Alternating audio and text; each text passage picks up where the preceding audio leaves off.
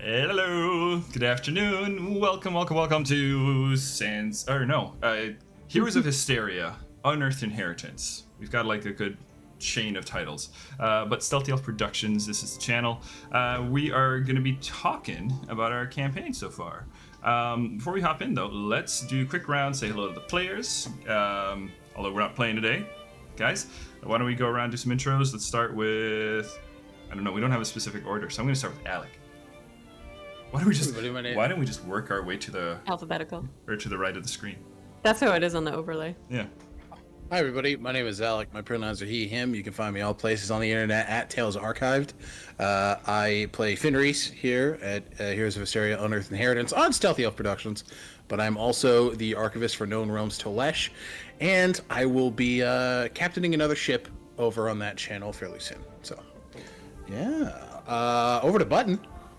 Hello, I am Button. My pronouns are they, them. I am Blue Button on social media, and when I'm not here playing Cress, you can find me over on Tales Archived in the Known Realms Tolesh campaign, playing Echinacea Belrose, a wizard.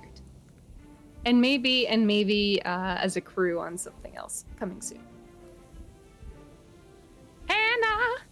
Hello, I'm Hannah. I play Farron currently in this campaign, an elf ranger, and you can find me on Instagram if you want, Hannah May Hooray, and also here on Stealthy Elf, playing in our Pathfinder2e campaigns, this one and Sansi Saga. Yeah. And guys, my name is David. I am normally your GM for our Unearthed Inheritance gamer for both campaigns in the Heroes of Histaeria series. That includes Sansi Saga.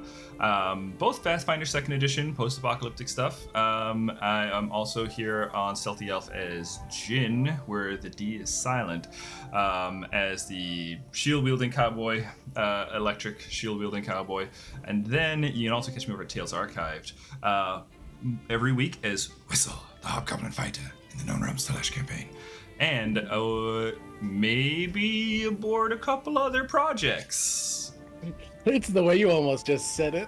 I knew I wanted a sailing pun in there, and I was like, well, aboard's gonna do. Yeah, oh yeah. All right, so guys, like we mentioned, we're not playing today. It's been a crazy damn week, and personally, to players and you guys, I really didn't feel like I had the spoons to make a proper session for you guys this week. So what we're going to do instead is a campaign diary. These are like little campaign check-ins that we've done in the past, back when we were over on Delta Cryptid, and we were trying to do like the whole Sansi thing. We have not done one yet with just our Unearthed Inheritance crew. So this is going to be our first campaign diary for the Unearthed Inheritance crew. And the way these things typically work is we're going to just kind of check in on how the game's going, story's going, characters are feeling. This is great for giving us the opportunity to kind of, feel out our roadmap and do we like what we're doing? Do we not? Are there rules that we're not sure about or that kind of stuff? Let's see. Friends?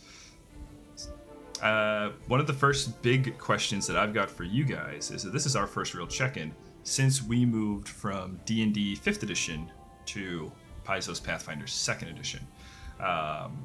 And I'm always curious, I'm especially curious to see, or I've always been curious, how you guys feel about it so far. Do you find Pathfinder 2nd edition to be fun? I know, common criticisms of the system is that it's a little crunchy, but I kind of want to get an idea of where you guys are at to just see, how you feel. If anyone wants to start, hop on it. I think it sucks. I quit. Okay. One no. Noted. I am personally a very big fan of the change. I think it really upholds world fidelity. I think it's interesting for a system to do that.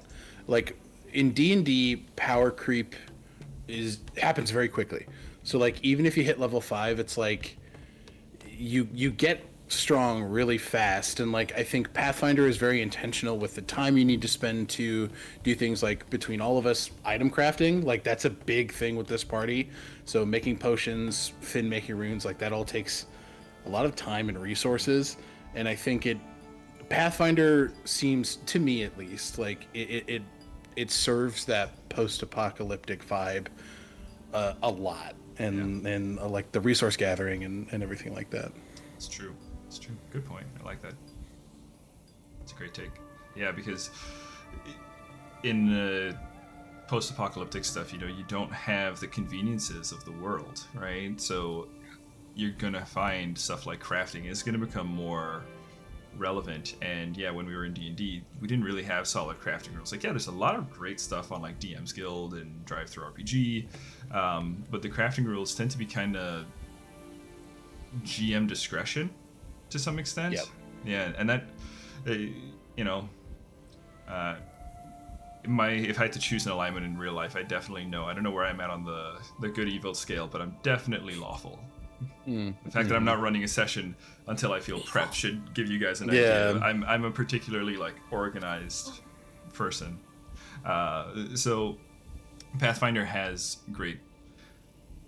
They don't leave crafting as kind of an afterthought of the system, right? It's kind of baked into it, and I think that's also because items are very important for the system. Mm-hmm.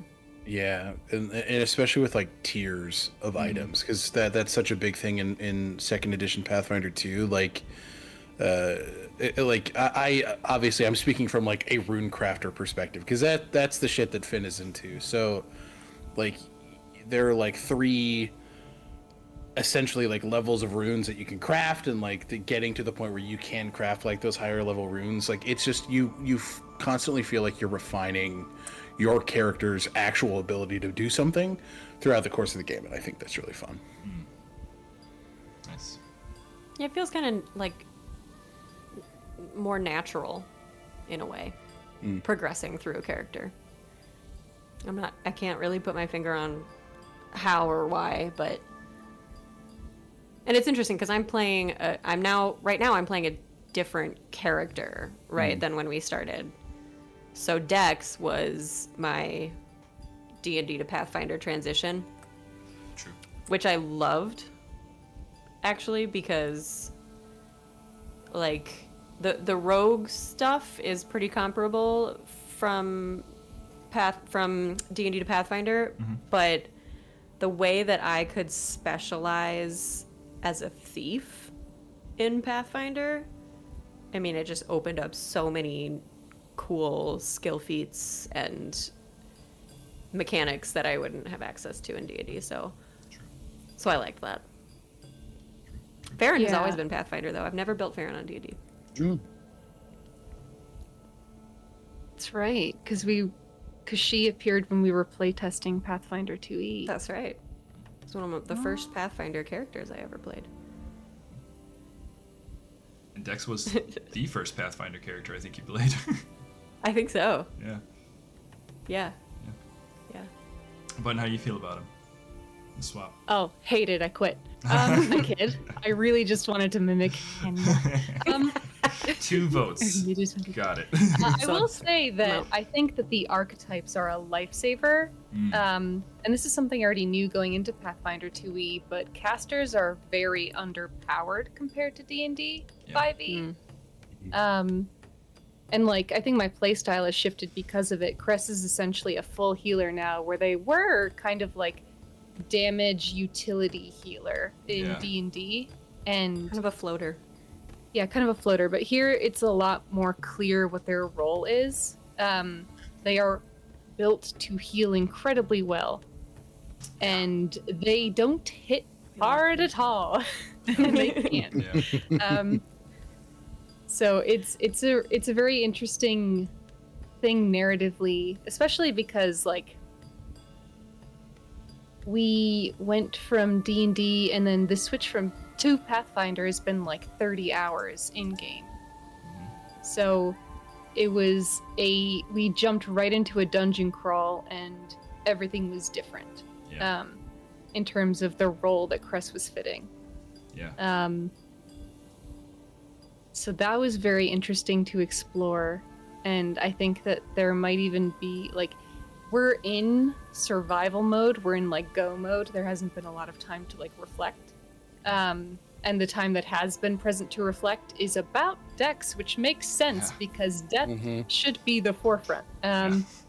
But it means that Cress hasn't like internalized the fact that like I have to do differently now, and what does that mean about me? Yeah. It's gonna be fun to explore, and to that point, the archetypes, and I think that also kind of leans it a little bit to what Hannah was saying. They are the system is set up so that you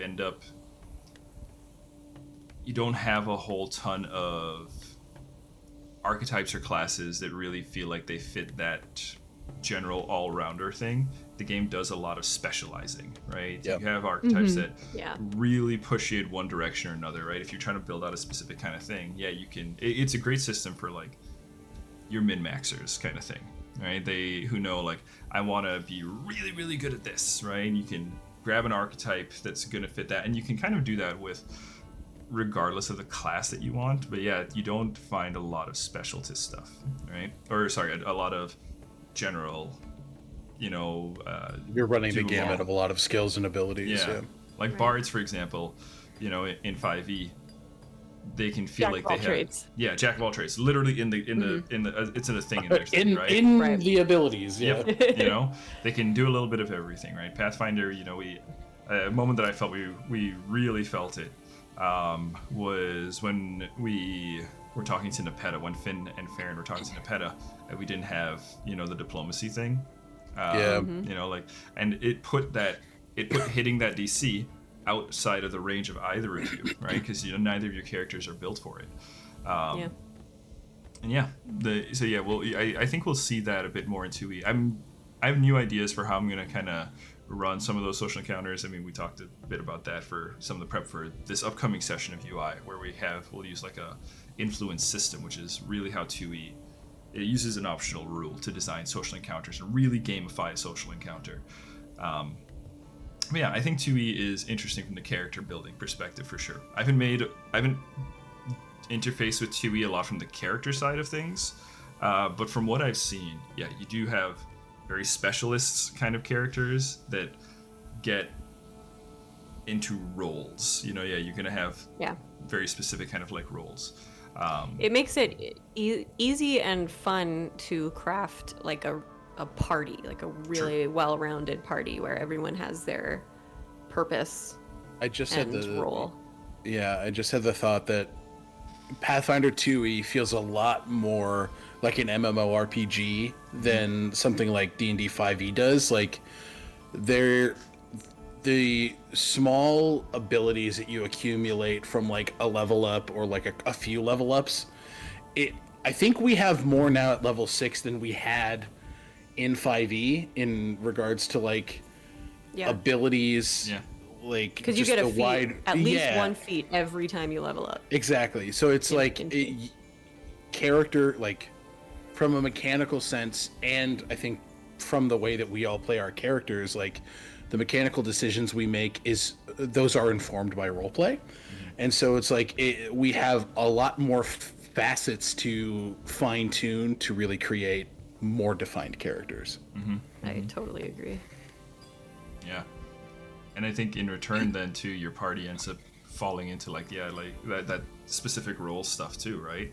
And then you, I think someone mentioned already, you get like a fleshed out party because you find yourselves having to rely on each other, right? Like Finn's we know Finn can bonk, right? But doesn't have a lot of healing, so regardless of the bonk, being able to sustain. And the damage, too, in Pathfinder can get pretty crazy. And that's actually one thing I'll say, too, about the game. I really like the math of Pathfinder. I know it's got a reputation for being kind of crunchy because it kind of... D&D, you typically have rolls being like, 1 in 36 being very considered like the high end of like a really good roll, right? Pathfinder, we're going way past that, it just kind of keeps the math going, right? Yeah, at some point there will be DC 60s, right? Like, it gets crazy. Oh my god, that's crazy to think about. Yeah. So, because you're using raw numbers like that, the challenge maintains throughout the game, right? You don't end up at a point where, well, if I get the better half of 20, I'm almost guaranteed to succeed, you know, which, I mean, sure, that happens with Pathfinder, you know, but again, it's very specialist, right? I will be able to succeed at the things that I'm really good at, right? Not necessarily That's the things part that of I can why. do. Oh, sorry. No, go. That was part of why, like, when we were building as a group, I ended up taking diplomacy. Like, okay, Crest talks a lot, and no one else is taking this skill. And at a certain point, you have to have the skill at all to be able to make certain roles in this game. True. So, Yeah. Yep. the Luno narrative synchronicity being like, okay, well, since I'm playing someone who is doing a degree of talking, I need this for us to be able to talk to people and like negotiate it all. Yeah. Can you imagine making it through with that with no diplomacy? Oh boy. I can't. We should try a campaign where no one is the face. Oh, I've seen it done. They don't No go one very has long. diplomacy even.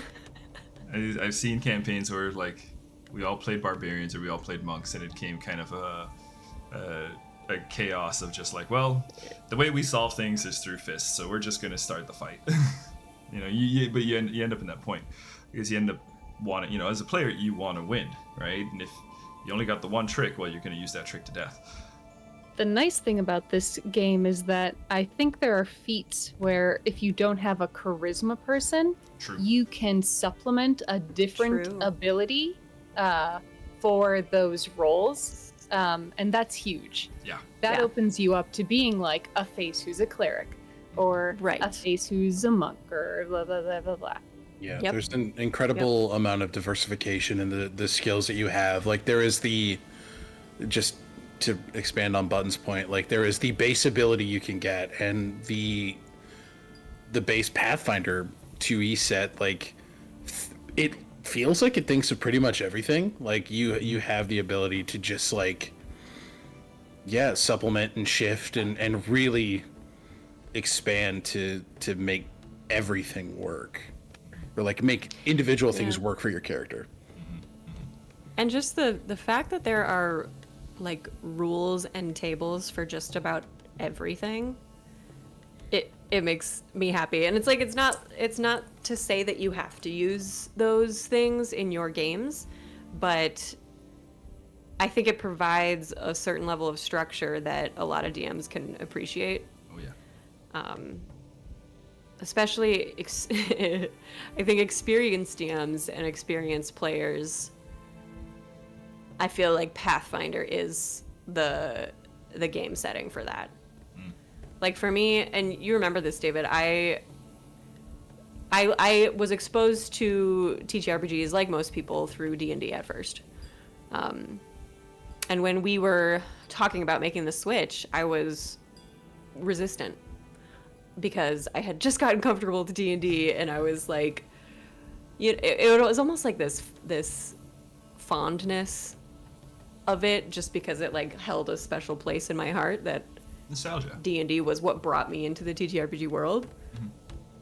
But now, after having played Pathfinder for a while, it's like, I don't know, I just think it's a better system. It's more fleshed out, well thought out, and it gives role players, like people who really like to play characters and go deep into that, it gives you so much more to work with. Yeah. I have a question that is related to all of this that I think would be a great segue. Can I go for it? Yeah, go. Okay, my question is, what kinds of characters are you drawn towards playing? And follow-up question, what does that say about you? Oh boy. Hey Hannah, I thought we were just having fun Yeah, little we talk were times just about the game. What the casually fuck is just- this? Here This is for a it. diary. This is like, we're getting deep. Yeah. Hannah, Dear smack diary. us. Hey Hannah, what the fuck, dude? Who wants to go first? We're gonna jump right into it. All of us just folded our arms. We're just like, oh. We're all defensively like, Oh, all of no. my characters. You're exposing it. Yeah, go ahead, Button's about Button. to go. every single character I make is inevitably atoning for something.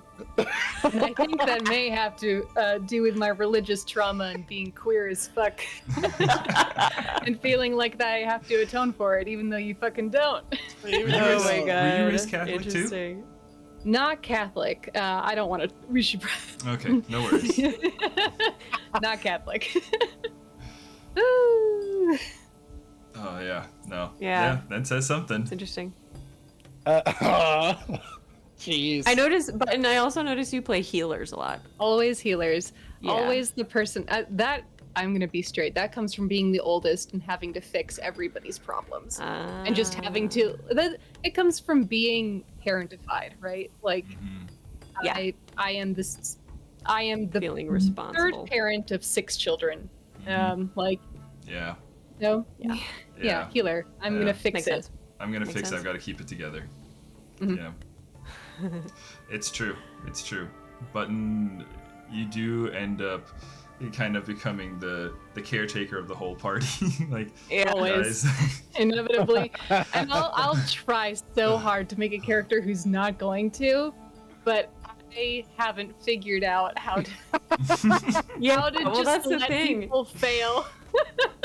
Or like That's get the hurt thing, yeah. and not do anything about it. Yeah, that's hard. You try, like, I know what you mean. I've tried to build characters that are outside my comfort zone, and it's challenging. It's like the characters that we build, whether we realize it or not, are always in some way a reflection of ourselves.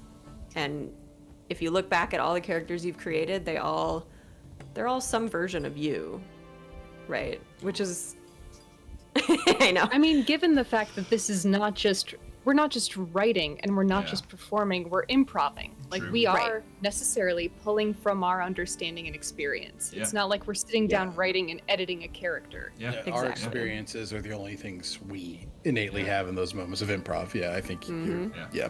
And I think I've got a whole soapbox about why TTRPGs work fantastically for the art of cooperative storytelling, and I think Yeah. that's a big that's up there on the top of the bullet board of like, you know.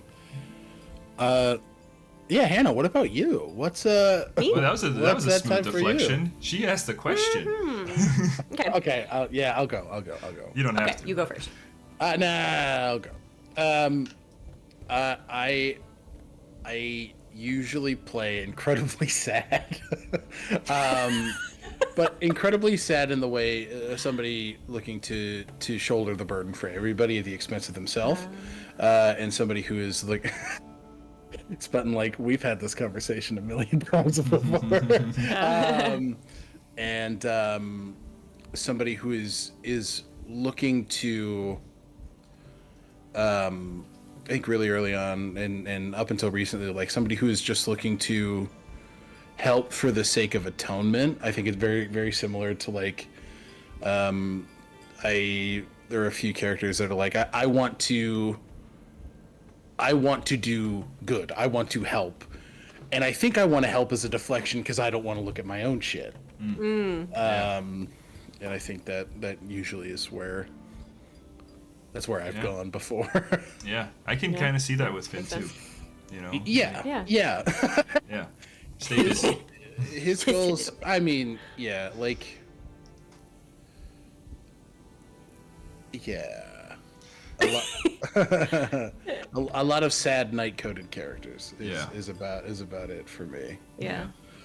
Well, there's a lot to draw on there. Like, it's a very, I think that's an interesting role to play and to insert into a party to play off of, you know?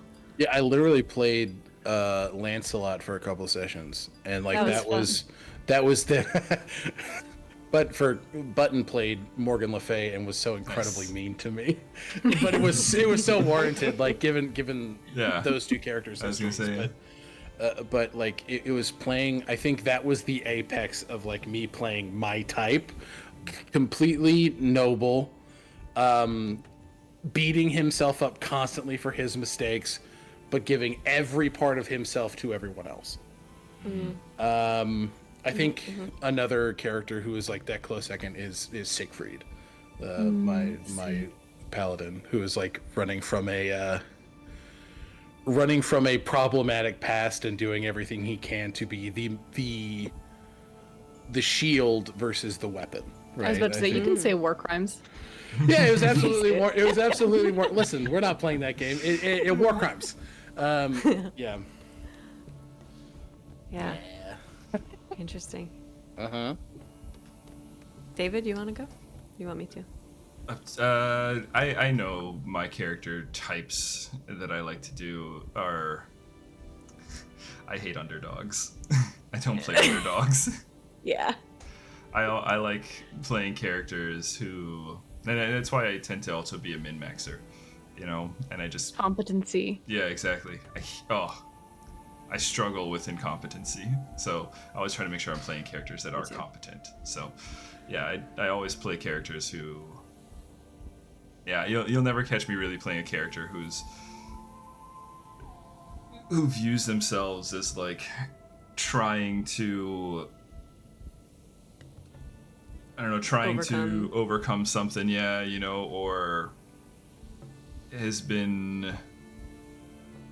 You know, I don't want to. I mean, I guess the word would probably be like would never like victimize themselves. You know, Yeah. all my characters tend to be very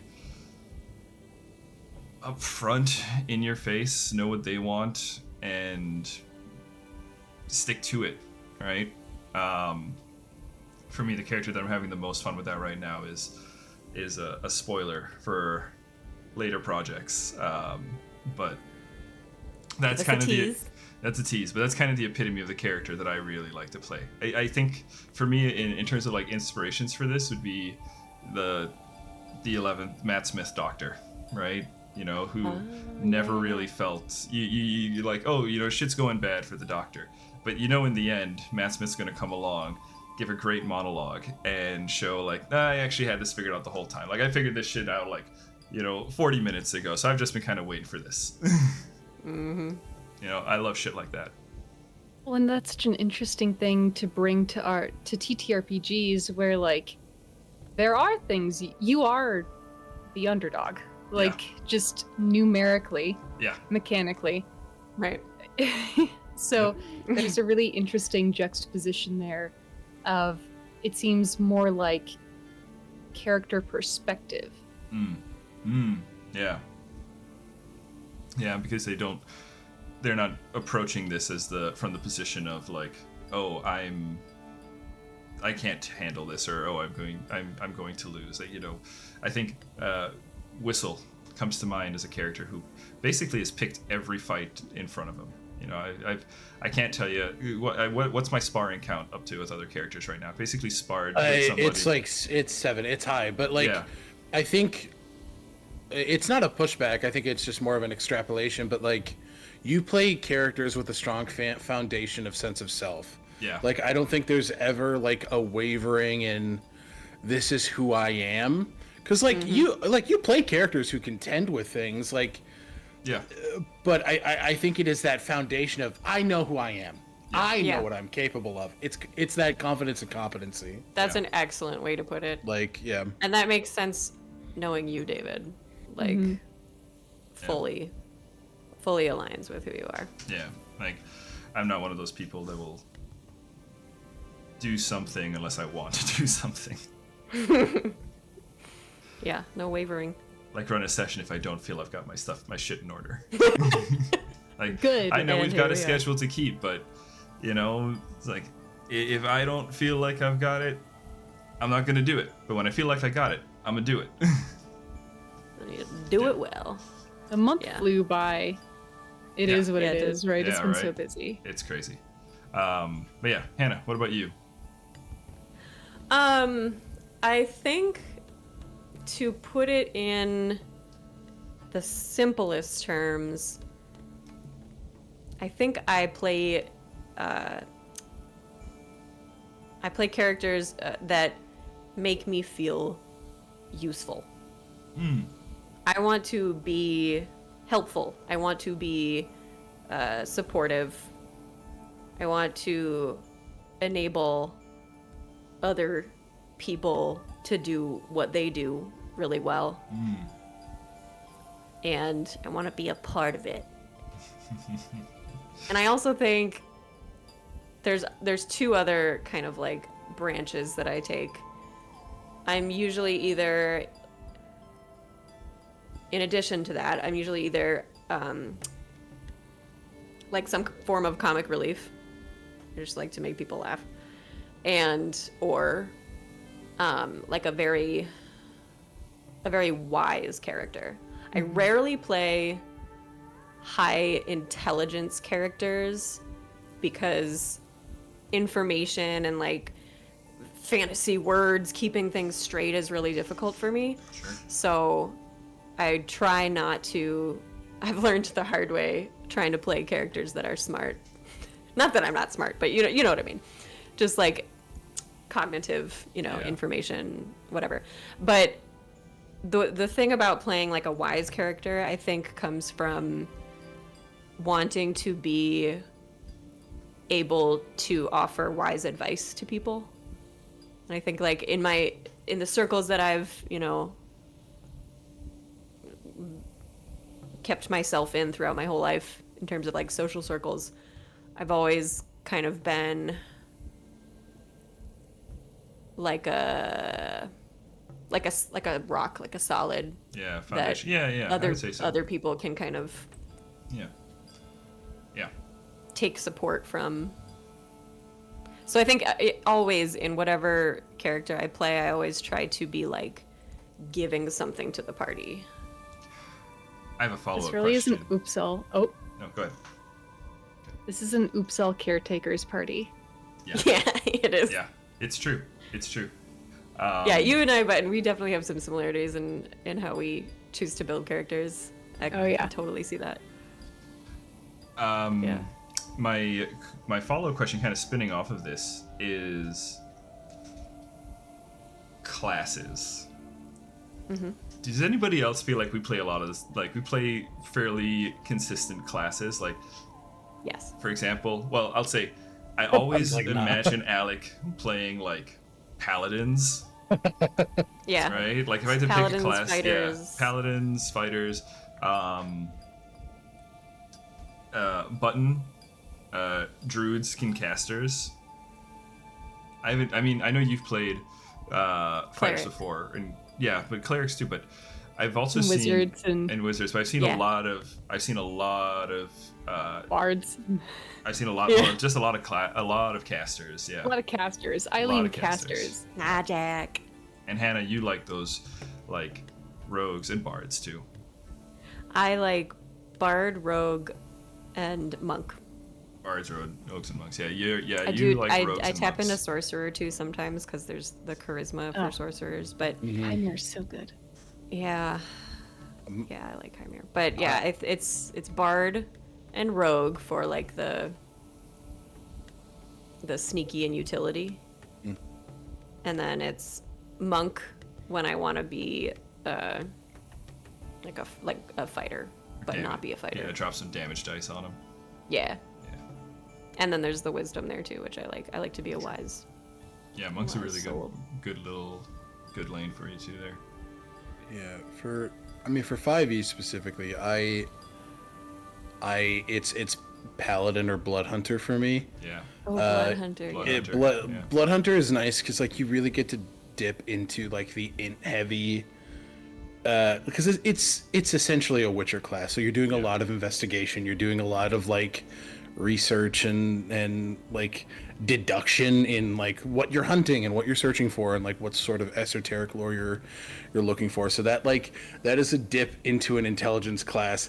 Because like I've played wizards before, they've all been idiots. They've all been morons. The last wizard I played, it was a DMPC essentially, which he was a blade singer wizard named Voss Corvin, and he was the biggest himbo on earth. Like he The was only character I've ever successfully cast Gias on. Yes, yeah, yep. But it's if I want to wreck house, I'll play a blood hunter, because like the blood curses are so cool. Like, in Conundrum Company, I bound a fucking Dracolich with a blood curse for a round of combat, and I'm like, that shit slaps so hard. And like paladins are so juicy. They're one of my favorite classes to roleplay. There's so much implications in like the power of your oath and like what that oath means to you and the source of that magic and how your journey evolves. And like the kit obviously is phenomenal. Like it truly is the Swiss Army knife D&D class. David, that reaction that you have on Whistle, warding transposition, I actually took it from Peach's subclass, my paladin from Conundrum Company. It's so juicy to have like teleportation abilities, and I love the fact that like it's the big like, you know, your paladins, you're kind of like a one and done on that channel divinity, so you got to make it count. And I loved those reactions where you could either swap places with someone or this didn't make it into your subclass for Whistle because it's in a different one, the Truth Seeker Paladin, which actually Kaylin is right now, but where you can yeet someone. Yeah, that's awesome. Yeah, those are. I mean, warding transposition is probably one of my favorite abilities of all time. And Alec, you know, seeing kind of when you talked a bit before about, you know, characters that we like to play, Bloodhunter really kind of fits that, you know, taking from me to give to others, right? True. So you muted me. I don't want to talk about that anymore. Yeah. No, let's move past all that. right, we're moving on. Let's run past that. I have I'm a question. kidding. I have a follow-up question from Hannah's excellent question. Please. What kind of character would we all like to see each person here play? Starting with David. What kind of character do we want to see David play? Ooh. I would love to see David play like a very high in like politically savvy wizard. Yes, that's what I was gonna say. Like a divination wizard or some sort of like, no, fuck that, scribes wizard. Order of Scribes wizard. David would fuck that so hard. Fuck that up. Fuck that up. Fuck that up. And fuck that. And fuck that. That's my vote. Why not? It is my favorite. I wizard subclass. 100%. Yeah, I was gonna say wizard too. I just love watching you play like really clever characters that just do these things that you never would think to do, and you're like, God, that's so smart to do that. It's really cool. Yeah, wizard. Wizard for me too. Man, I was gonna say wizard, but here I want Okay. So I think the consensus the is same wizard. answer. But as an alternative, I would love to see you play a mastermind rogue. Oh yeah. Ooh, good one. That's Good a fun one. Yeah. Hell yeah. Oh, that would be... It's For all the in that same nice reason. similar vein of like that And a high-level savvy, one. Like, I was gonna say that's I actually want to see that really shit at like decent 17, multi-class. 18. Well, so at level 17, No, you gotta play it all the way through. mastermind. Yeah. Sorry. Yeah, Sorry. 17. What? No, go ahead. You're up. At level 17, mastermind rogues get this thing where essentially, like, zone of truth doesn't work on them, insight checks don't work on them, no matter what you think they're telling the truth. And I just think that would be so much fun. David's on already you. excited. Yeah. It was like, done. Sign me up. When are we doing it? Done. Man, I'll tell you, I think I think this is, well, maybe not as true in 2e, but in 5e, deception is the god skill. You can do so much with deception. Like, if you have a solid deception score, you have a lot of control. I mean, Dex is the best attribute, but deception's probably the best skill. Yeah. Why I love the College of Facades on you so much. I'm loving this. I Mantle of Obfuscation was one of my favorite things. Getting to use it. So good. Yeah. Yeah. Let's see. So next would then be, how about Alec. Yeah. What do we want to see Alec play?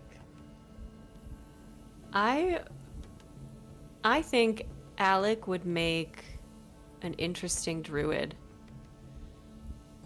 Like a strong caster, deep sense of honor and connection to nature.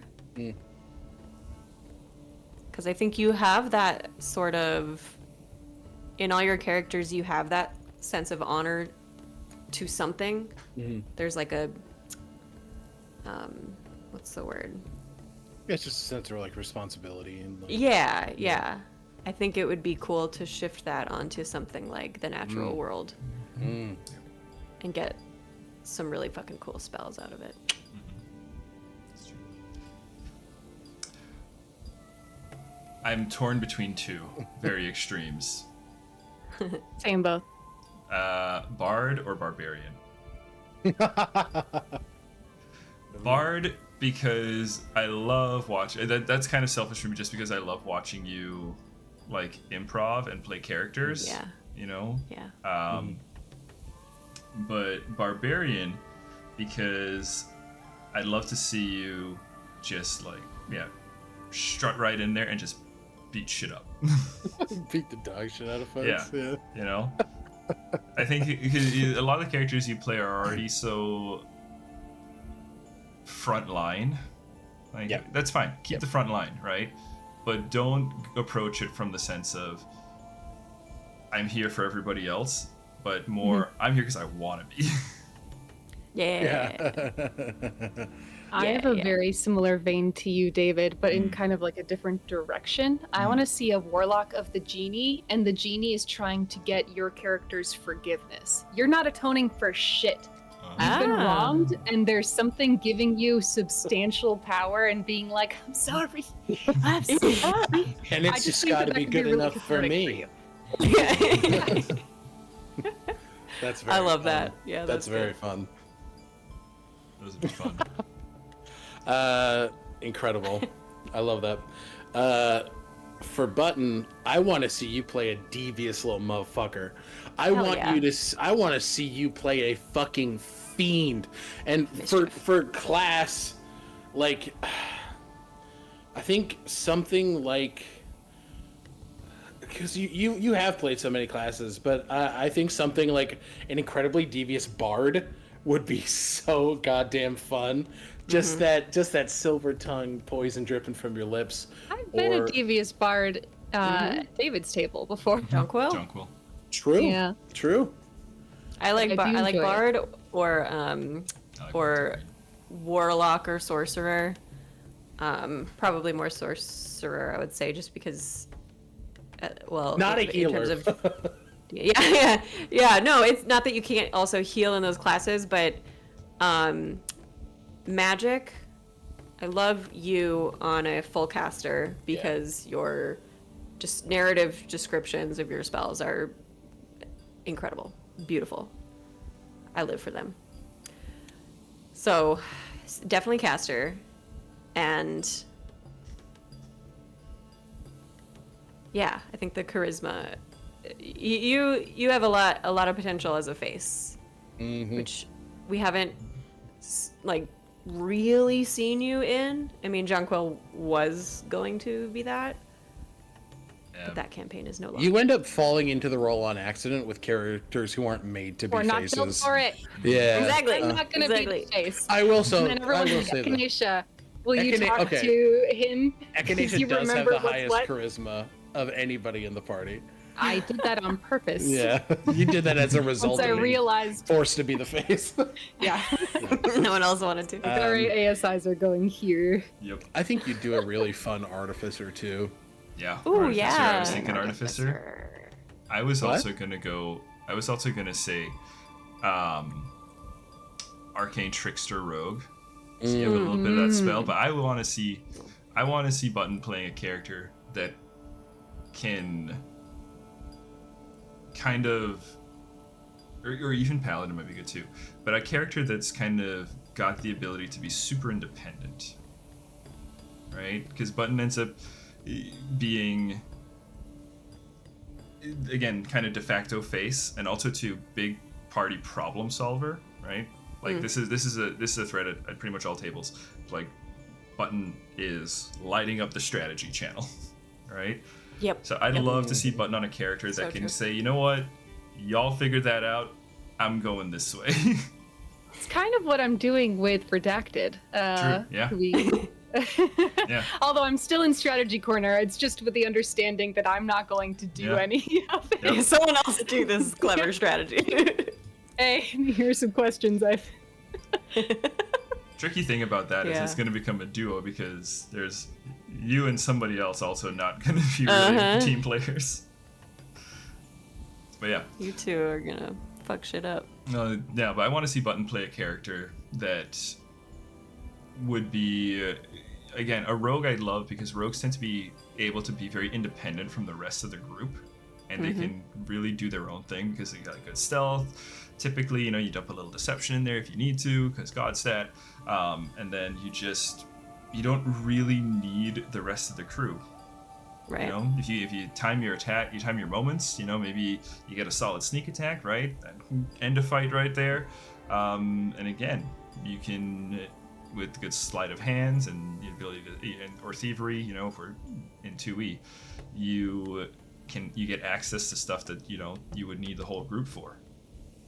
So yeah, I'd love to see Button in a character on a role or a character that is on their own. Yeah, that's a good one. Yeah, because I also selfishly want to see parties have to, like, our table's got to stop, right? You know, putting all the weight on Button's shoulders for like the strats. I feel like Button gets, because it's Button's also a really solid note taker. So this is just kind of like just table wide stuff, right? But Button's such a Right. solid note taker, right? That you end up, everybody goes like, okay, Button, what's happening? Yeah. So yeah, I think it'd be good to, but I'd like to see you, not have to babysit everybody. Go do your thing for a bit. I'm gonna play a character who still uses all those things but just won't tell anybody. Be a Luna for a little bit. Yeah, yeah. Luna, I'd love to see Button playing be Luna. Oh my god, we should do one where we play each other's characters. Oh yeah, Oh my Freaky God, Friday. We kind of should session. do like a Amazing. one shot. Yeah. But yeah. Yeah. So yeah, that's fun. Hannah. Hannah. I want to see Hannah play an incredibly devout character. I think that you would hit that so hard. I think we got a tease of it with Chimere. I would love to see you play a cleric or a paladin. Yep. Same. Like just incredibly devout, like very like assured in your purpose, and like leading it with a lot of heart and strength. Because you tease that undertones to your characters, like with Pim, Farron, and Chimere. Like there is that undertone there. I want to see you explore that in a character like a paladin or a cleric. That's interesting. I 100% second that, but also because, for those who don't know, Hannah designed the pantheon of the continent of Histaeria. Hannah knows. First draft. You designed the second. Yeah, right. But I would say I didn't change that much. They're all still there, right? So I would love to see you play a character. That my selfish wish has always been, Hannah, play a character that uses the pantheon you created. Well, it's hilarious because, yeah, I can't even remember what sparked my inspiration to create that pantheon. I was in a creative mood, but like, I'm probably the least, as a person, I'm probably the least religious person of everyone that I play with, and I think I do avoid playing religious characters because of that, because it's like an unfamiliar thing to be a devout religious person. Sure. So I think it would be a challenge, but it'd be fun. Complete opposite end of the spectrum. I want to see you play a mad fucking scientist. I want to see you be the problem. I think you'd have so much fun, and I think it would be a delight to watch. Like, I just want to see. I think I'm looking at all the caretakers here, and I'm like, don't do it. I just want to see you not do it. I want to see you go be crazy over there, or go be That's like awesome. pampered. I want to see, like, I love the idea of you as an artificer. like, or an alchemist in Pathfinder2e, of just like, like I think the energy would be magic. That would be awesome. Okay, That'd be so, fun. Yeah. We're gonna restart the campaign. Button's gonna be a rogue. Alex No! gonna be a barbarian, and Hannah's gonna be an alchemist. We're so close to the But how- deal, people. I'll cry. But how am I going to atone for my real life guilt if I'm not playing a character who's harboring the guilt of others he shouldn't? I don't know. You're gonna have to ask your therapist about that one. We've talked about that a lot. Just gotta, I- you just have to Working bonk on it it. out. I have a Just buck question it up. that is related to classes and kind of dips back into the transition from 5e to 2e, if that's okay. Do it. Did any of you guys, and I suppose this is player oriented, but I'll have a sort of offshoot question for David. Did any of you guys have like a bit of a dance with what class you were going to pick from 5e to 2e? Because I know I did. I'd be very interested to hear if you guys did. And David, did you expect any like big changes in that transition, like on a player mechanical scale? Because obviously, like, we're shifting the mechanics, but did you see somebody going for like a class you didn't expect, or like obviously we changed a lot of things? I'm thinking specifically related to Finn, like the runic magic in 5e was kind of tacked on, and did you see things operating in a different way, or like than we had kind of set it in 5e? Sure. Yeah. You want me to answer now? I can give my answers. Yeah. Okay. Yeah. For Finn, definitely the runic stuff, because we were going to be using the Cobalt Press runic magic. Yeah. I started the process of like codifying all those into D&D Beyond so that it could function as, feats that can be dropped. And I think when we moved to 2e, when that became more just because 2e uses runes in a very specific way, very different to the way 5e does. The change became more crafter, and it changed from being combat centric utility to now general utility, and I actually feel like that fits Finn better. Absolutely. Yep. The other thing, the other characters would be Cress. We did a lot of, kind of like hand waving through some alchemy crafting stuff back in 5e. Because remember, we like, I was using, drive-through RPG supplements for, like plants and crafting rules, so that we can kind of make potions and stuff.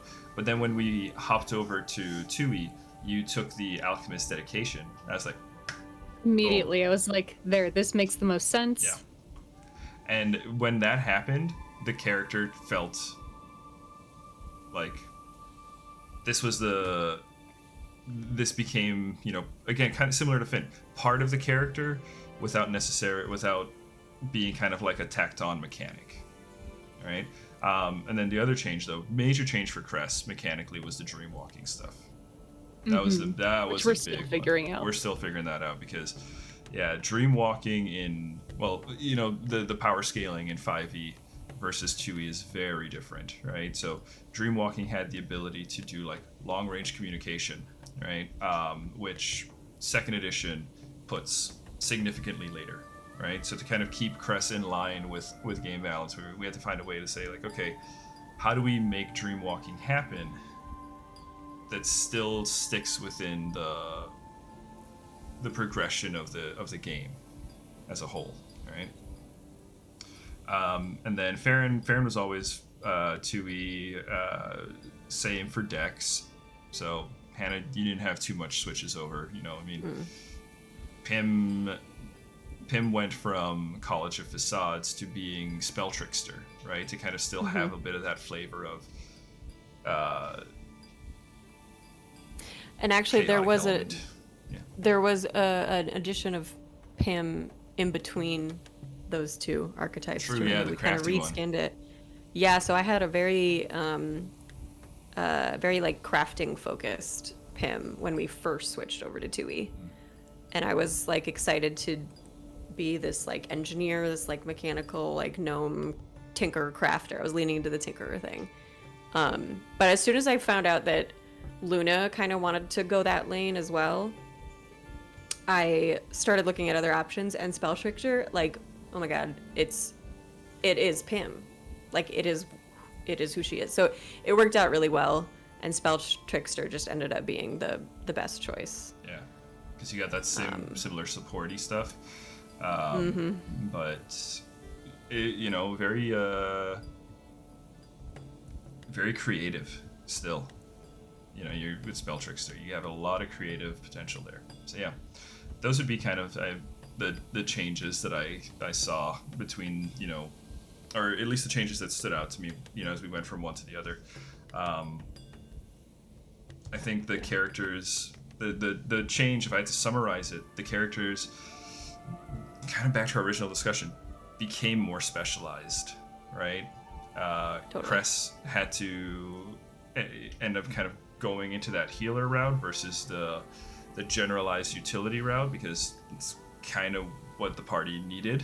And Finn's bonk potential like shot through the roof, you know, because fighters in 2e are crazy, right? So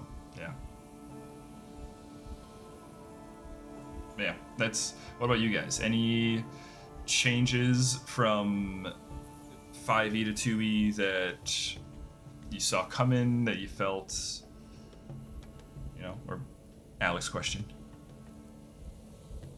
Yeah, because I think I'm more specifically like on the player side, because with Finn for a minute I wasn't sure. I kind of danced between three classes, which was fighter, magus, and inventor, because I just wasn't sure like what would be the most like. I think I'm just asking more about that. Yeah, like that journey through that transition, like what, you know, and obviously, Hannah, you mentioned that with Pim, so. Yeah.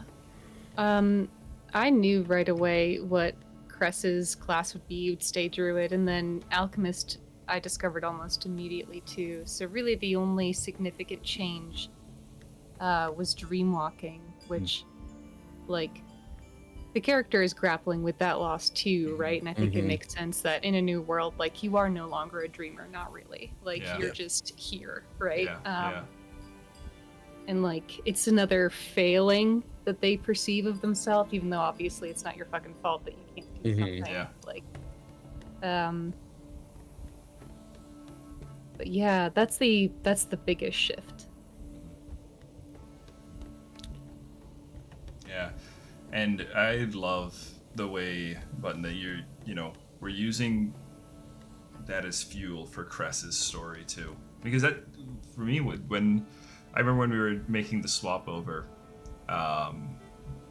there was a lot of like, oh man, the characters, especially those who had like, you know, spells, or had access to lots of spells, we were feeling like, damn, here comes the nerf stick, you know? But I love embracing that change as part of the narrative of the characters, because that's really going to be the best way for us to track it. Like, we're all busy people, right? We don't have the time to recraft this whole thing, and basically, you know, make our own Histaeria supplement for 2nd edition. Although, Paizo, our email address is on the thing.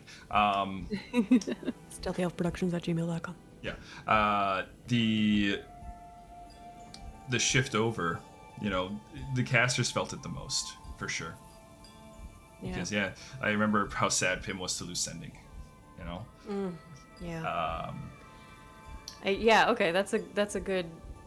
This is fun. So, like, what is the ability that you miss the most, and what is the best new ability that you have from the Switch?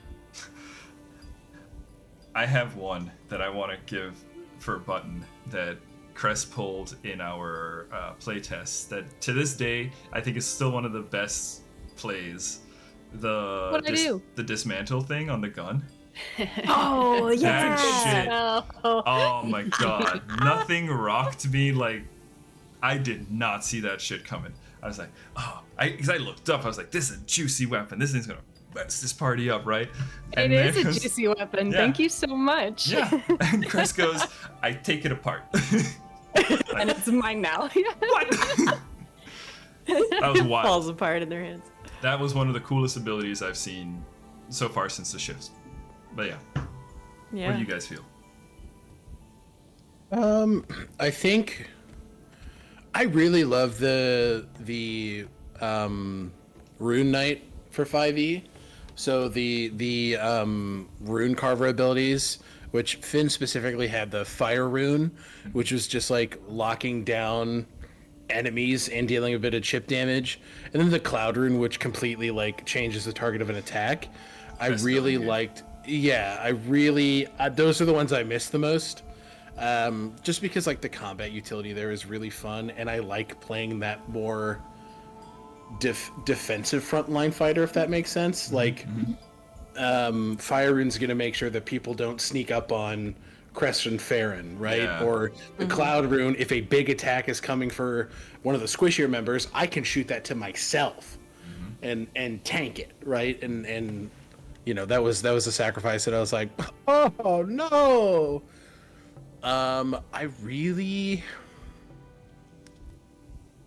I think for Finn right now, I really like I really love the Pathfinder2e's rune carving system. I think it's a lot more diverse. I think it's a lot more in depth, and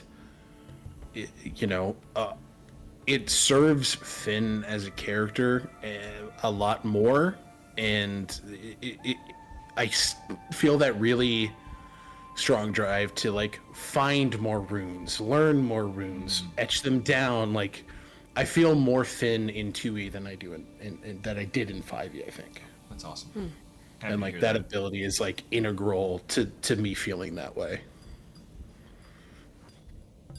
That's awesome.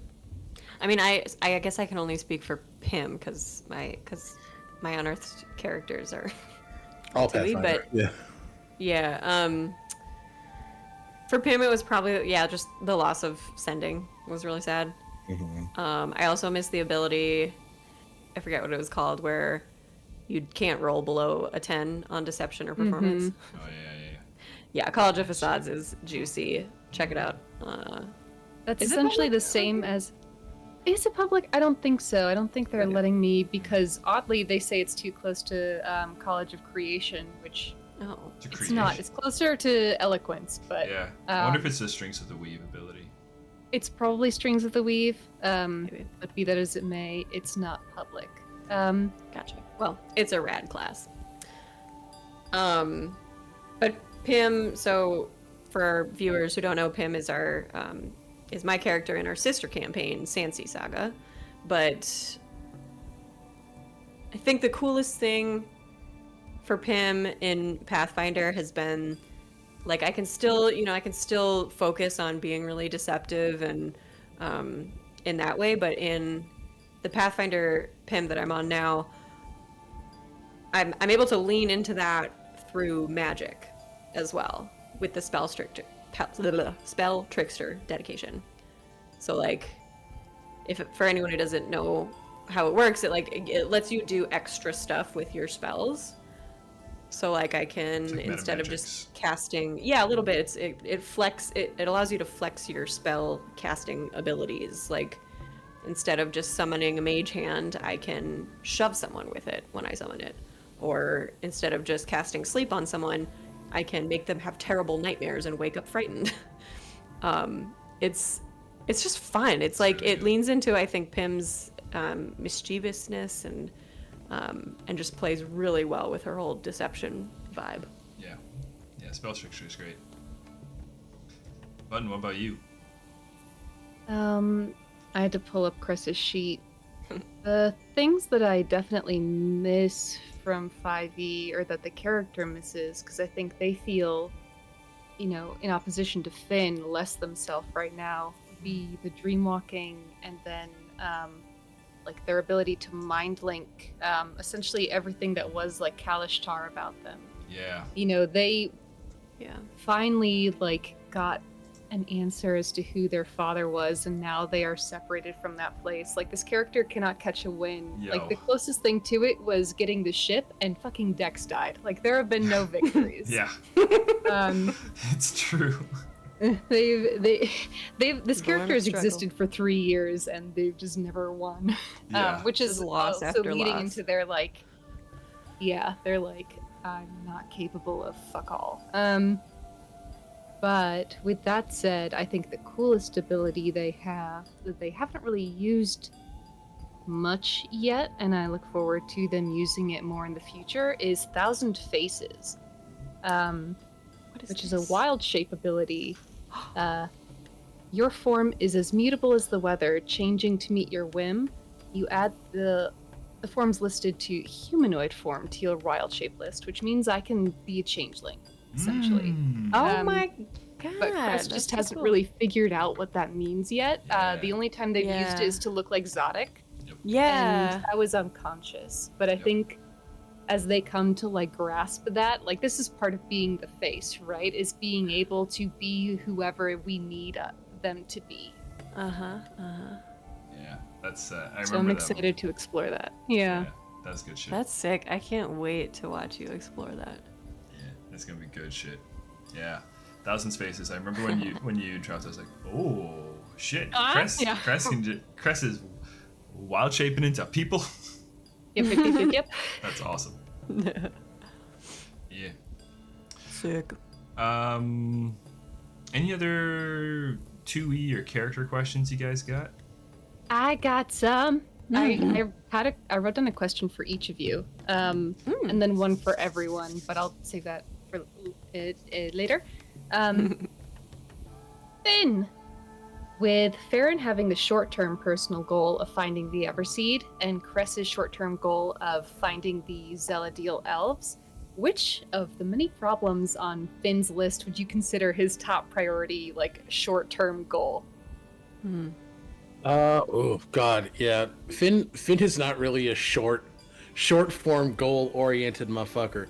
I think the top of that list now, and it's manifested naturally over the course of the last 2 or 3 sessions, finding out the status of his family.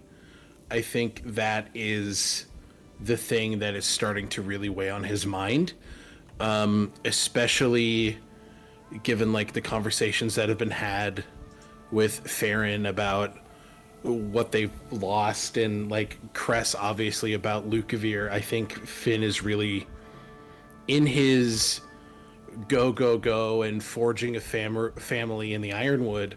He's kind of like run from that idea that, oh, his family's fine, like they're strong, powerful people, they made it through, and he doesn't know. And I think that his short-term goal has become, figure out if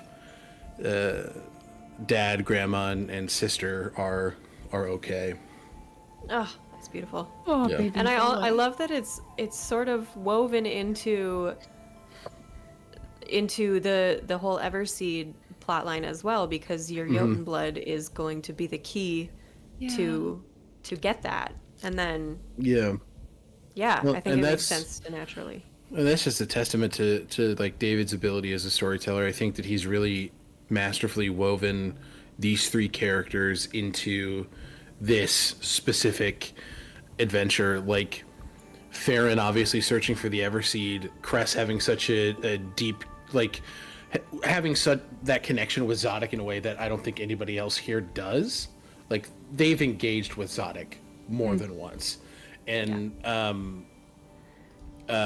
like Finn learned this shit the other day, and so he's like, I don't know, but I think that David has masterfully put these 3 together to figure this out. Yeah, I totally agree. Totally. David, you're really good at like taking at pulling things out of characters, things like goals and aspirations and motivations, and like weaving them with the rest of the party's stuff. Yeah, interweaving. Yeah. It's fun to watch your goals suddenly align with someone else's goals in an indirect way. I think you have a knack for that. Thank you. Even while you also plant seeds there of goals being antithetical, which I think is also a really fun, sneaky little thing that you do. Totally. Farron.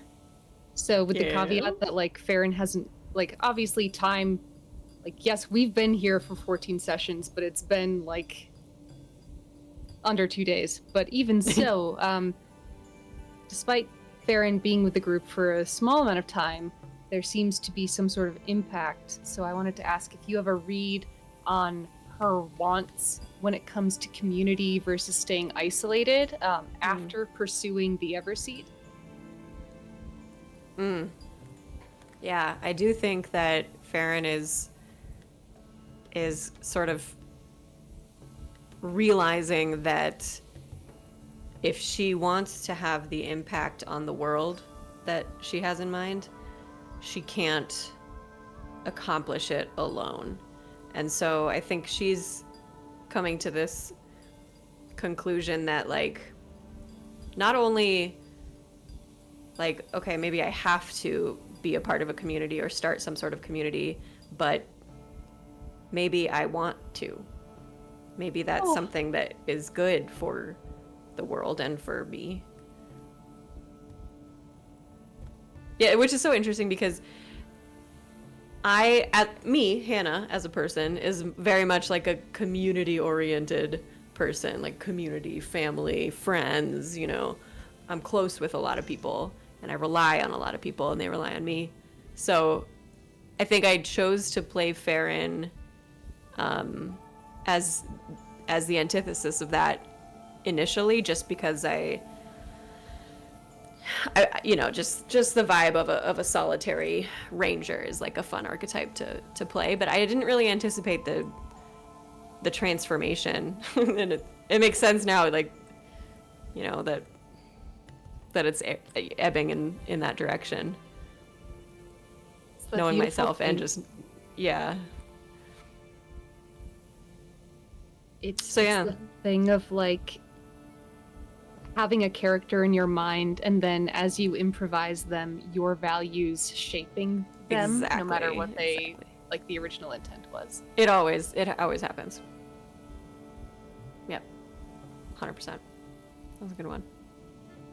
David, as the story's guide, what facets of each character do you feel inspired by when it comes to crafting narrative for the future? So I'm not asking for spoilers about narrative, but rather what facets of each player character inspire you when you are thinking about what you want to do in the future?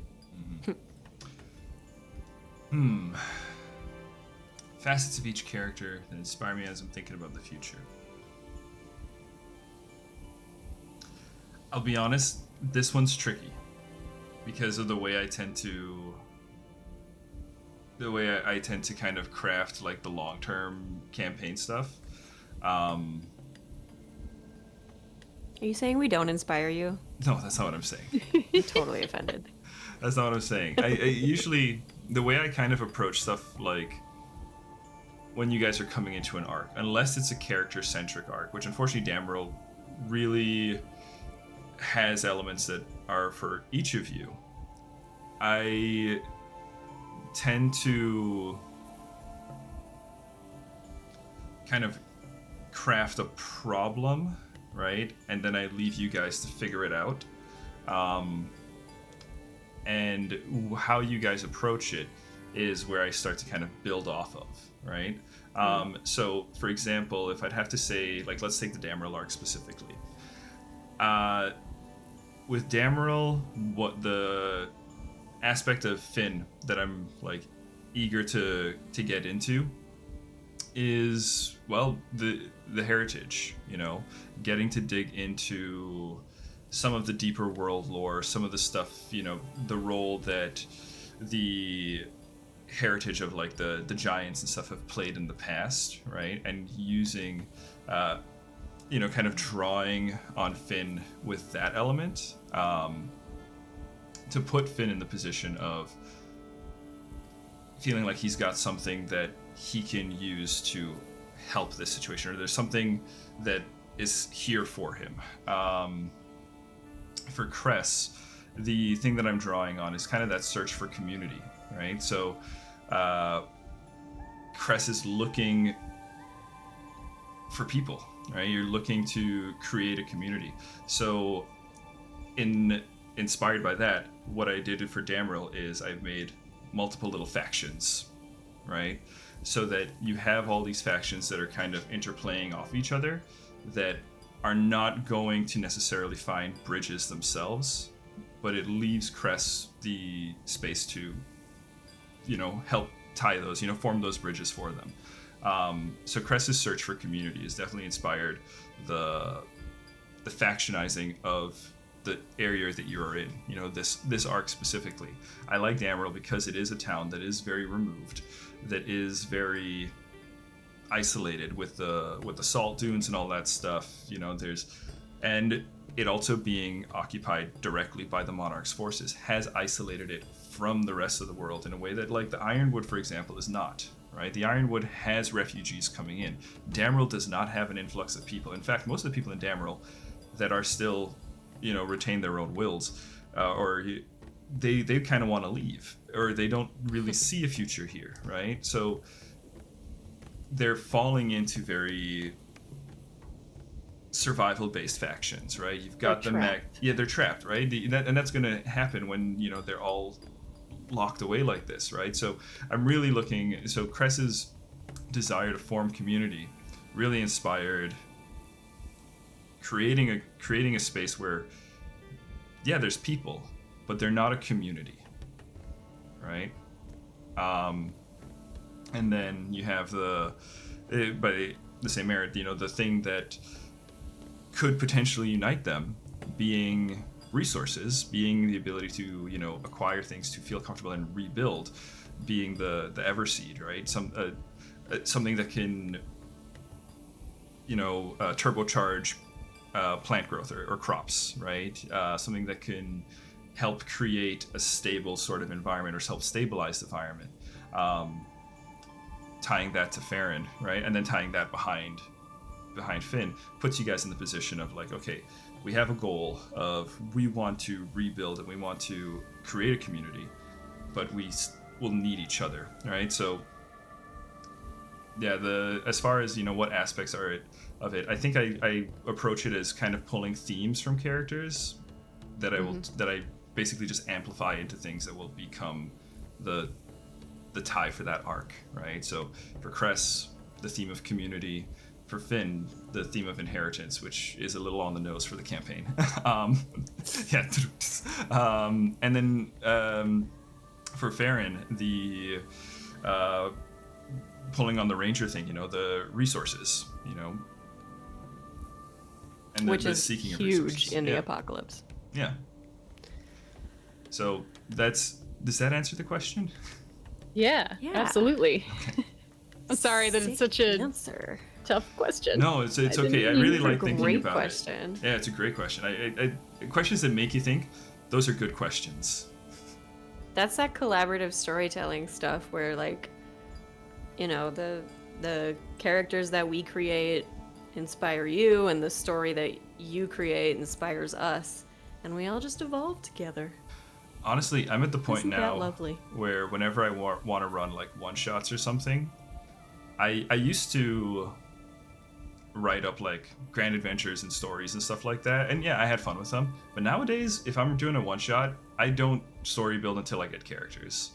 Yeah, I don't even try. I say, here's an idea, like a setting, right? But I have no idea what the story is until I get the characters, right? So that's why that's why the campaign, like, that's why again this question was a little tricky, because this isn't how I would normally do it. But the Damril storyline was one I'd been sitting on for a long time. Basically, the Damril storyline was what's that thing? Innsmouth. Shadow over Innsmouth, the H.P. Lovecraft story. So yeah, there's a great little story called The Shadow over Innsmouth by H.P. Lovecraft, which is, an isolated town that has eldritch horror stuff. And I kind of figured, well, it'd be kind of cool. So that was the original inspiration for Damrel, and then we said, okay, well, what if we post-apocalypse-size that, right? Mm-hmm. So that was a big inspiration for it. Secret gods, fish folk, that kind of thing. Yeah, exactly. Right? Weird fleshy captain. Yeah. Ironically, the name of that character, I think, in the story is Zodic. Damn. Yeah, or I can't remember. It's either that one or it's another one, but yeah, it that is a name used in Lovecraft. Yeah. Nice. Yeah, so Shadow over Innsmouth. Imagine, Shadow over Innsmouth would have been the precursor of what Damrel was before the apocalypse. Right? And then now we're just kind of What's the Cliff Notes version of Shadow over Innsmouth? Honestly, it's his most popular show. You can find a podcast that does the whole story in 20 minutes. It's a short story. Cliff Notes. Guy goes into town, guy goes into town to kind of check things out. Ends up being trapped and also realizes that people in the town are weird as shit, and tries to get out. Wait, they're fish folk. Did we? Dagon is the. Dagon is Familiar. The plot centers around a young man traveling to the half-abandoned town of Innsmouth, Massachusetts. He soon discovers that a dark cult is controlling the town. Correct. Yeah. Always a cult. Yeah, I think I am familiar with this story now that I think about it. Yeah, it's a short one. It's one of his more popular ones. But yeah, it really struck the vibe, and it really struck the vibe for Damrel. In fact, when we were going to do it originally as a one shot, or something, where we were going to have Finn actually as a guest, way back when, and I think I dropped a dossier for this area. That would have been the actually no. What did I do this? This town and setting was something I had in mind way back actually when we were doing 0 sessions for Cress and Pim, because you guys had combined 0 sessions and you guys were in the Ironwood. So I had this story as back pocket for if you guys decided to go north and check out Damrel, if you wanted to look for another town. But then time crunch We and chased everything. a rocket. Yeah. So exactly. So things kind of moved in an odd direction. Also too, as we decided we wanted to get the campaign started, so we moved things up. But yeah, Damrel was very much inspired by the Shadow over Innsmouth story. Yeah. Mm-hmm. Yeah, and then the actual plot of the setting now, or the thing right now, is just taken from amplifying those big themes within your characters. Inheritance, community, regrowth. Mm-hmm. Love it. It's so lovely. Yeah. They just all do it kinda now. and they flow nicely together. I think so. Yeah. Well, I think our goal is the pursuit of all 3 of those things next session, or at least the very beginnings of it. Mm-hmm. Yeah, Yeah. truth. Because we'll be coming back where we are. Well, we're gonna get to come face to face with that challenge of community. I say challenge, but that's because the way the session will be framed, where we'll end up tackling that head on, where we'll use because where there's community, there's leadership, or there has to be leadership. Yeah. And that's what makes this interesting, is that right now in Damrel, the leadership Has been a cult. and is basically, we're about to, hopefully if we're successful, wipe them out. And then who's gonna be the leader? Well, Exactly. We can't just we're setting up what comes next, or what we hope comes next. Yeah. That's how I really feel like this upcoming session is going to be. We're setting up the dominoes, right? And we're about to see, in the coming sessions where we go. So yeah, I think real quick, why we're about an hour and a half in. I think why don't we take a quick break here, hydrate, walk around, stretch. If you have dogs, let them out. and then when we come back, we'll dive into how we're going to approach that. Let's talk about the influence subsystem, because I think that is a tool we're going to use as we are getting into this next thing, as we're going to tackle these different members of the community and the different factions that you guys could use to form and shape this community. So I think that's a great topic to visit when we come back here. Alright. All right. Hey, folks, we will be back in about 10 minutes. Yeah. We'll be back in about 10 minutes. Like I said, get a drink of water, go to the bathroom, stretch your legs, let your dogs out. And we'll see you in a few. Bye-bye. Bye.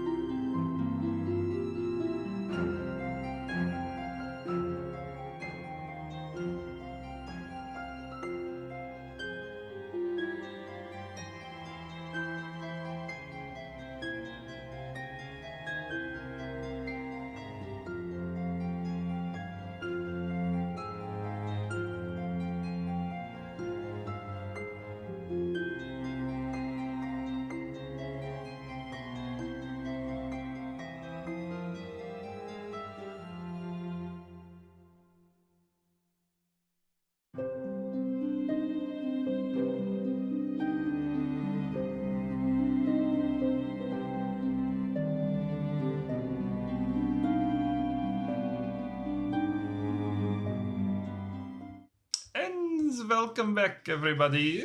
We're here in Stealthy Elf Productions. We're not playing Pathfinder 2nd Edition. We're talking about Pathfinder 2nd Edition. My name's David, and we got Alec, Button, and Hannah, the players, and we're just kind of checking in as we are gearing up for the next chapter of our game. We left off where we were going to talk about the upcoming session, where we are going to use the Pathfinder's influence system. It's a subsystem to the game, so this isn't necessarily, core game material. You can certainly run a game without this system, but I've been interested in it for quite a while. And the other thing about it, though, is that I have a terrible track record with it. I've tried it twice, and I have essentially failed running it both times. So,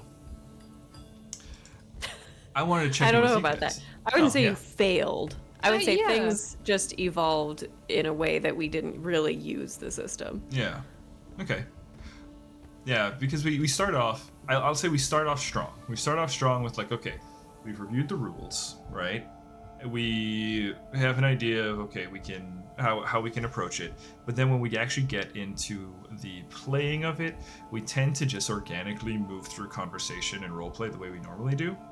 And we, like you said, we just kind of just move past the influence subsystem because, that's probably where it serves itself best for us so far, is that it gives us a solid starting point. I will say it also gives great, stat block building. If you're looking for NPC stat block building GMs, that's the influence subsystem gives a great little format for you to consider. But yeah. I also think it makes social encounters more than just rolling persuasion. Yeah, Or- and you get XP from them, which is really cool. Yeah. You get XP the same as you would from a combat encounter. For the sake of the audience, in case you don't know what we're talking about, when the PCs need to gain favor with or sway over an NPC to achieve their goals, sometimes a deception, diplomacy, or intimidation check isn't enough to get the job done. In these cases, you can implement the influence subsystem in a social encounter. Influence is a short-term subsystem wherein the PCs accumulate influence points during a social encounter with an NPC to represent their increasing influence. These encounters are a race against the clock to reach influence point threshold in order to sway the NPC. Yeah. That's what we're talking about. Yeah. Thank you, Button. So it does a great job of, again, taking it past deception, diplomacy, intimidation. Opens it up so that other skills become able to access or become able to, There's a fly behind me. influence the encounter, right? Exactly. Yeah. So Perception to uncover more information, that sort of thing.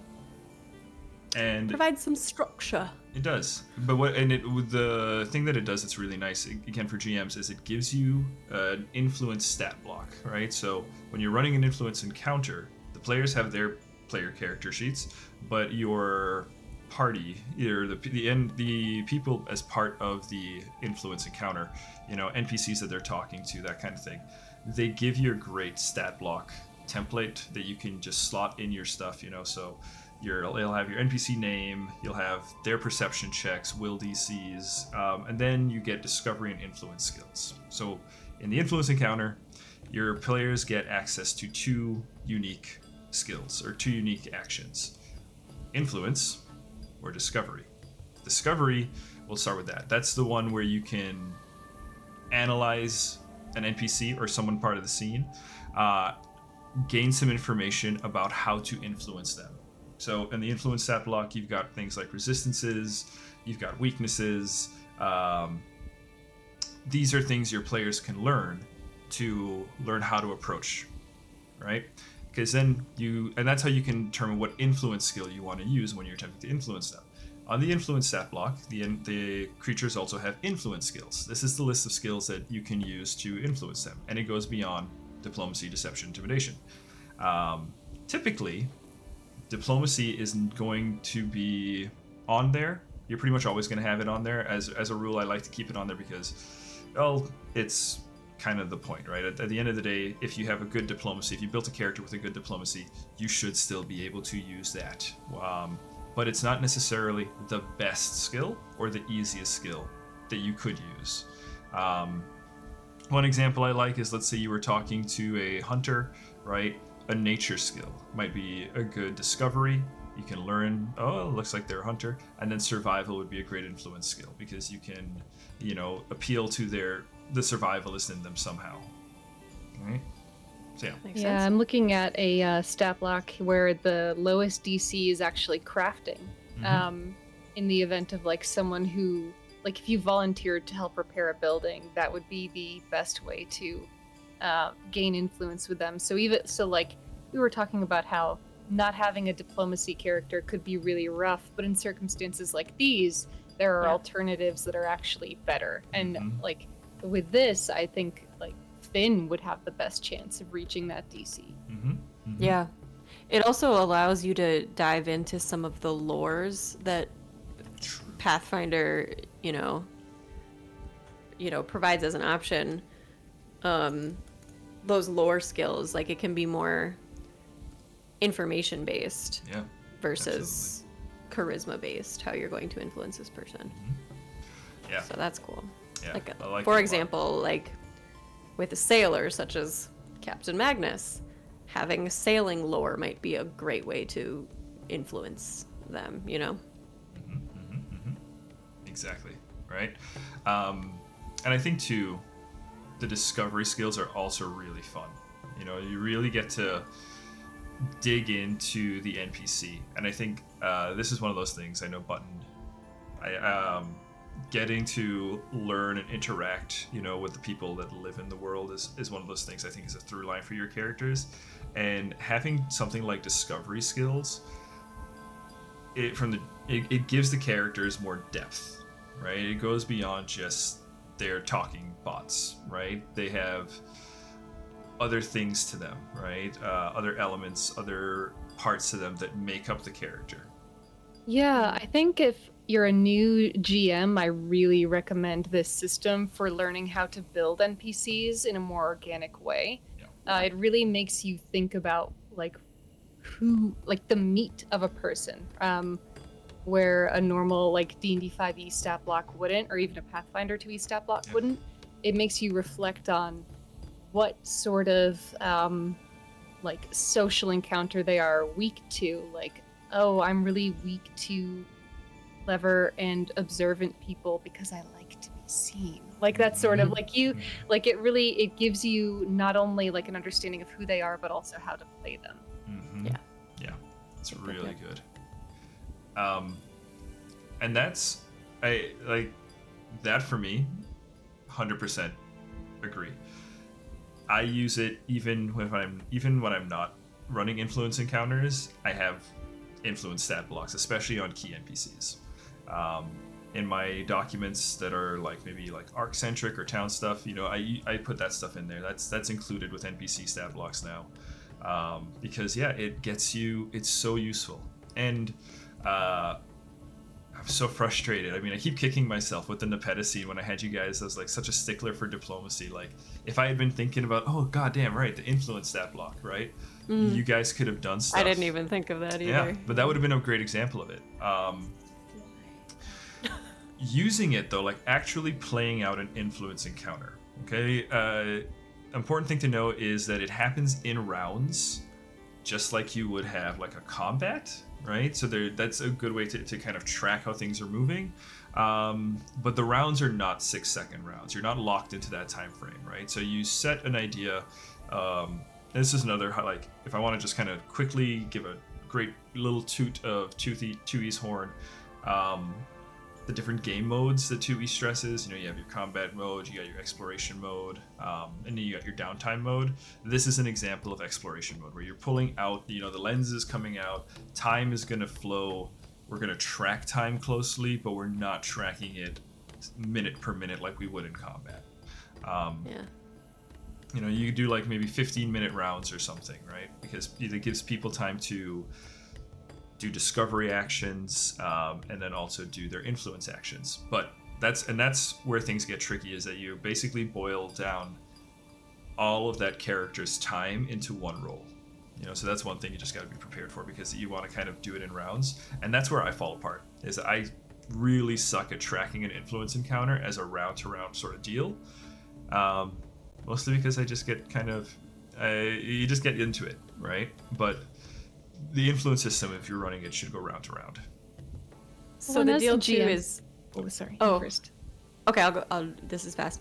I think the deal is like at the end of each round, you either get an influence point or you don't, or you can get influence points taken away for hitting a sore topic with the person you're trying to resistance or influence or something. something. Right. So, in terms of tracking, it's a matter of like keeping track of the influence points, just for anyone who's not familiar with the system. What were you gonna say, Button? As I understand it, they're also like there's it's a very meta element of like being able to share what you've learned interpersonally throughout the party with these. It's not like this is a group activity Yeah. fundamentally. Yes. Yeah. And then I think, I'm interested in trying it because I think we've got a really good setup for it as we're approaching this next one. We've got Magnus, we've got Nixus. I'm going to throw Gron in there too. Gron's, you probably got some points already with Gron, but just to kind of have, entities at the table to discuss with for a social encounter like this. Yeah. I have influence stat blocks for these guys already, but I'm thinking about running this scene like an influence encounter, and so I'm curious what you guys think about that. Do you think that's appropriate? Do you think would you say, well, we're not trying to influence them, we more want to learn about them, in which case it could be a lot of discovery checks, but I think we're doing both, right? I think so, yeah. We, I would say, sorry. Alec, go ahead. No, please. Well, I would just say that I do want to try this system for this encounter. I also want to leave room for us to actually roleplay the conversations and, have get specific information through our through roleplay, through characters. Yeah, there's a degree to which this is far less organic, right? Codifying a scene like this, like I almost think this is more appropriate for like hashing out, like if you were playing dignitaries, hashing out like an agreement. I think I see a system like this really thriving, where like you don't necessarily want to spend an entire session doing that, like as your characters, like you might not find that interesting, but gamifying it becomes interesting, right? Yeah. Where I Right. think the conversation we're going into, we actually are interested in the conversation. yeah, exactly. Well, I wonder if we could do it sort of like I think I'm imagining how this system is normally used is like, okay, we're going into this encounter. Would you like to influence or discover in this round or something?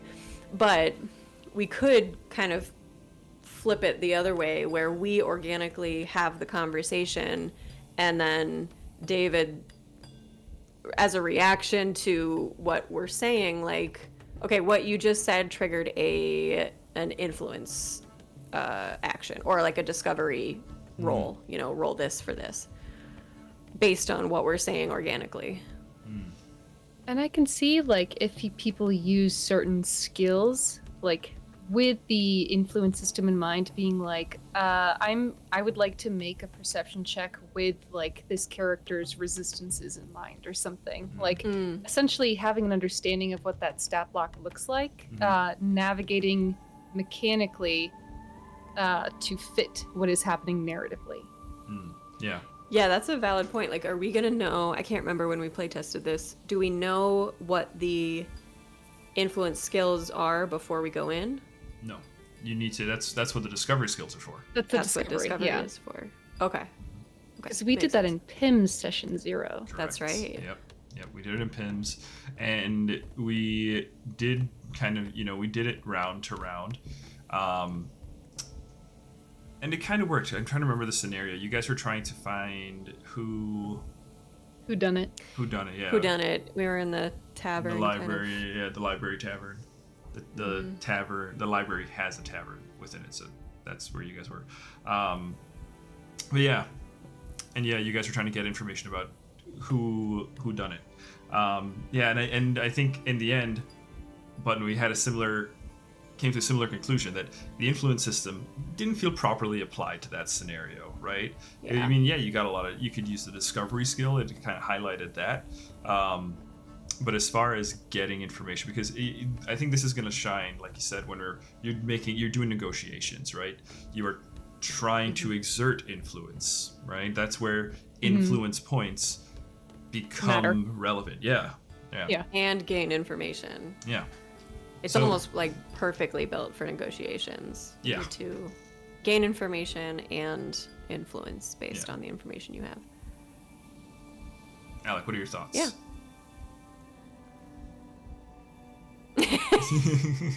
Good. Excited to dive into a new Endorsed. system. I mean, to be very honest, similar to David, my last couple of weeks have been crazy. I haven't had a whole lot of time to really dig into this, and I don't think I was a part of that playtest for it. So this is my first dive into it. So I'm really just soaking in information and but I'm loving everything I'm hearing, and I think, to Button's point about gamifying it and knowing that we all really have an opportunity, given the fact that we can use different skills. It sounds like it is an encounter, and I love that 2e has the system to make this. Despite the fact that we're not casting or slinging spells and swinging swords, this is an encounter with stakes, and really big stakes, especially when it comes to Magnus and Nixus's perception toward us, our perception toward them, how we move through the world together after this. It's exciting. I'm very interested to see this in action as an encounter. So I'm great. I think it's just like I said, I'm just soaking in a lot of the information for the first time. Sorry for being quiet. No, you're good. Yeah, because it is almost because it gamifies it. It does kind of almost feel like a little game within the game, right? So we're absolutely. we're basically learning a new game. Also, I have a question about how it's going to work. So you mentioned you're building these influence stat blocks for multiple NPCs. When one of us, say, has a successful influence action and gains an influence point, is that going to be the party for that person, or is it that person for that person? Does that make sense? A little bit. I will Do start the influence points go to the party or to our specific to that individual. characters? Yeah. So to that point, what I will say is the influence points, I do not include that as part of the stat block. I take all the other things because I only find the influence points relevant if we're actually tracking stuff round to round. Otherwise the points kind of whose line is it anyway. So I generally don't have influence points stuff set up unless I'm planning to run an influence encounter. I keep everything else though. I keep the influence skills and discovery because those can still be applied organically, right? You can still influence a sailor with sailing lore if your diplomacy is shit, right? That still is a thing you can do even if we're not necessarily actively doing that. And that was also part of where, when we were doing it, I started to have a little bit of difficulty with it too, because we ended up kind of role-playing organically. As you guys were talking, I found myself kind of having to check my roleplay to gamify my roleplay, because I don't want to reveal something that would require more points, right? In an organic conversation. So it kind of, if you are going to do it, just keep in mind you're gonna want to kind of do almost like a scripted response, and then you become more like a video game NPC. You know, you can talk to them only a certain amount of Branching times. dialogue. Yeah. You have you create a sense of like this bit of information is behind this DC, right? It's Exactly. behind this. Yeah. Yeah. That's where I'd say for something like this, I would be against using it like in its entirety, like strictly to the letter, because I think this is a scenario where we do want to organically roleplay. Yeah. Yeah. So there's a degree of like having a conversation, then reverse engineering mechanically like what happened. Like, Yeah. okay, well that point, that moment where you like sensed motive, that's actually going to be your discovery. Like that. Yeah. Exactly. Right. And then like it opened up him being willing to tell you this because that was the gaining of an influence point. Like, Yeah. Yep. Right. Yeah. so I Yep. think that giving yourself some grace as the GM in particular, since you are everyone at the table except 3, Yeah.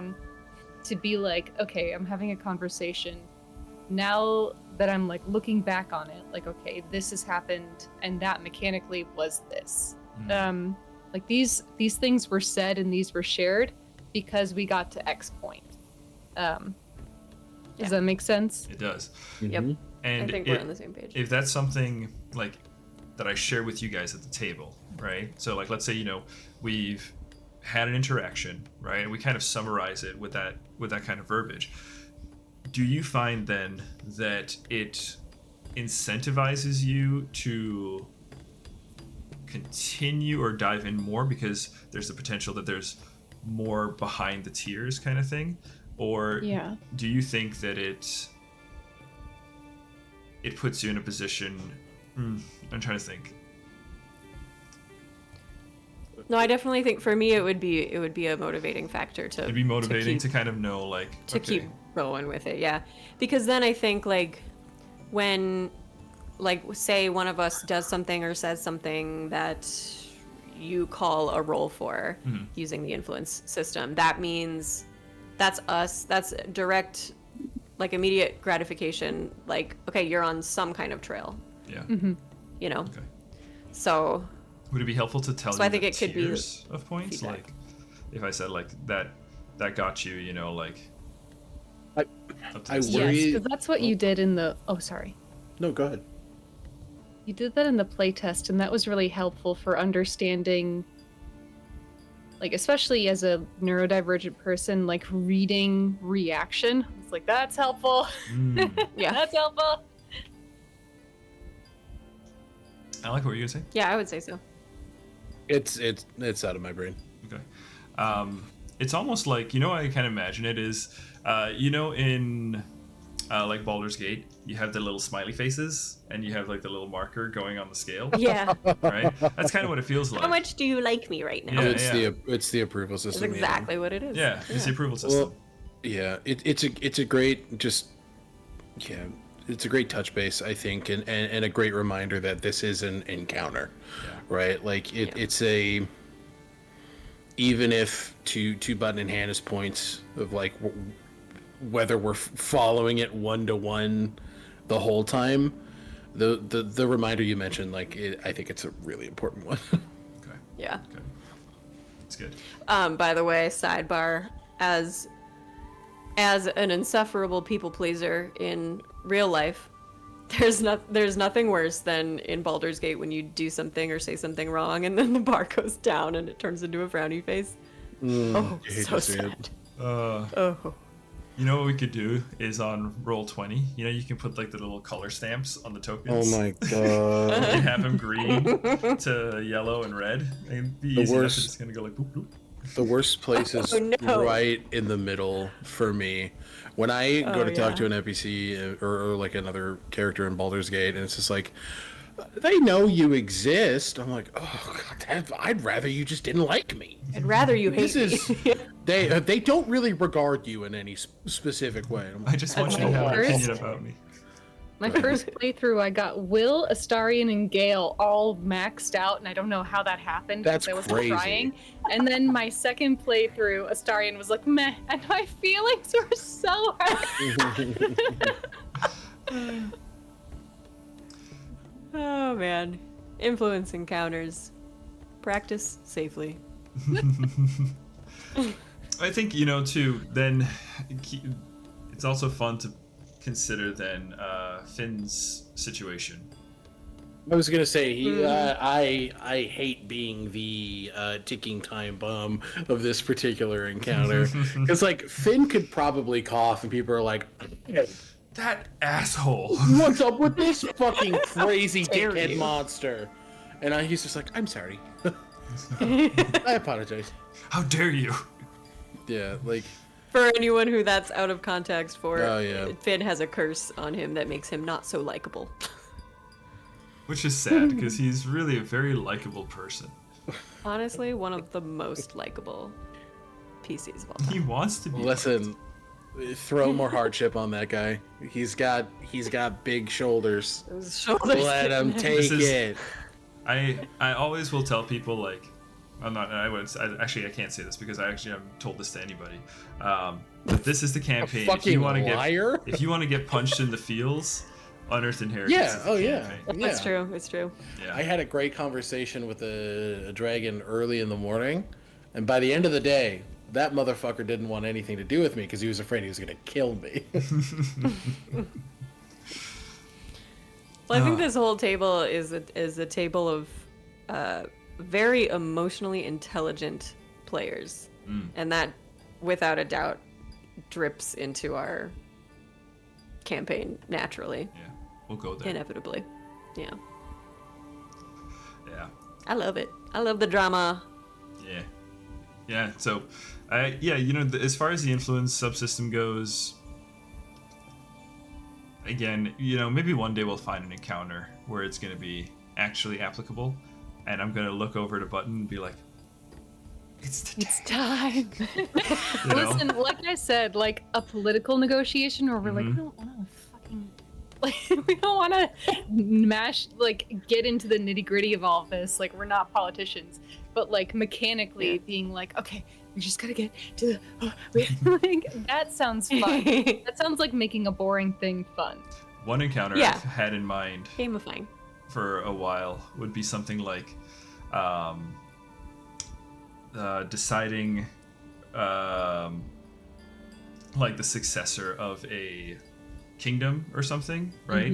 And trying to canvas, but then what you would do is you'd run this influence encounter like across days as rounds or something, Yes. and then you can kind of like tackle approaching each Long person, form. each like advisor Yeah. or member of the court, and yeah, you can kind of like gamify it that way too. That'd be a lot of fun. I love that. Yeah. That'd be cool, and it's also a great way to almost like speed up what would otherwise take 7 years of gameplay to Yeah. Exactly. to accomplish in a world.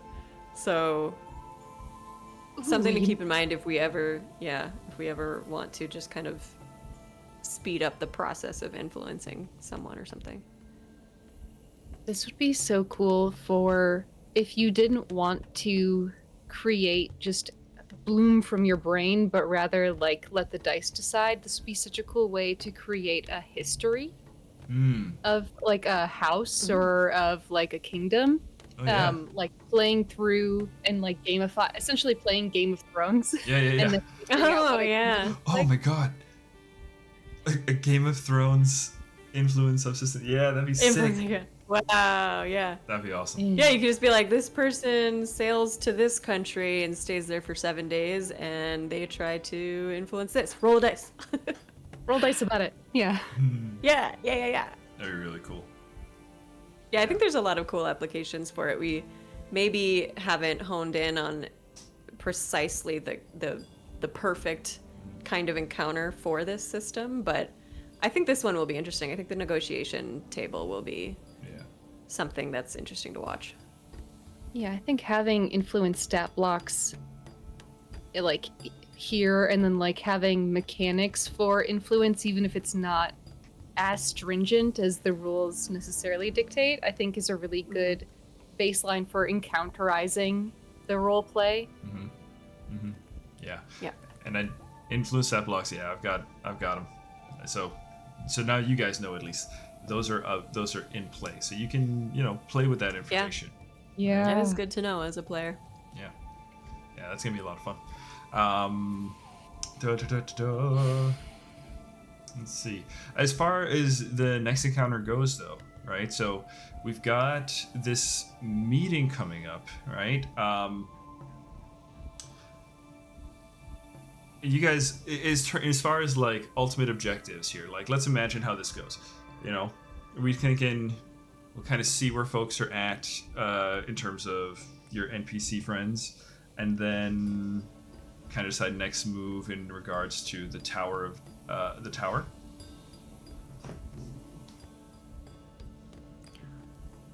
I mean, how much do we want to tell David? I guess, yeah. Like we've kind of had a strategy chat. Yeah. Okay. We have an offer that is, I think, more than people might anticipate that we would like to put forward. And from there, it's essentially a bargaining chip we're putting on the table, and then going from there to see if people wish to ally with us in our quest to Damaril to get the Everseed and take care of the Monarch's remaining forces. One thing I haven't really considered yet is, what if it goes terribly wrong? Don't go there. Yeah, I haven't yet. Probably shouldn't. Button, what's the timeline? No, go ahead.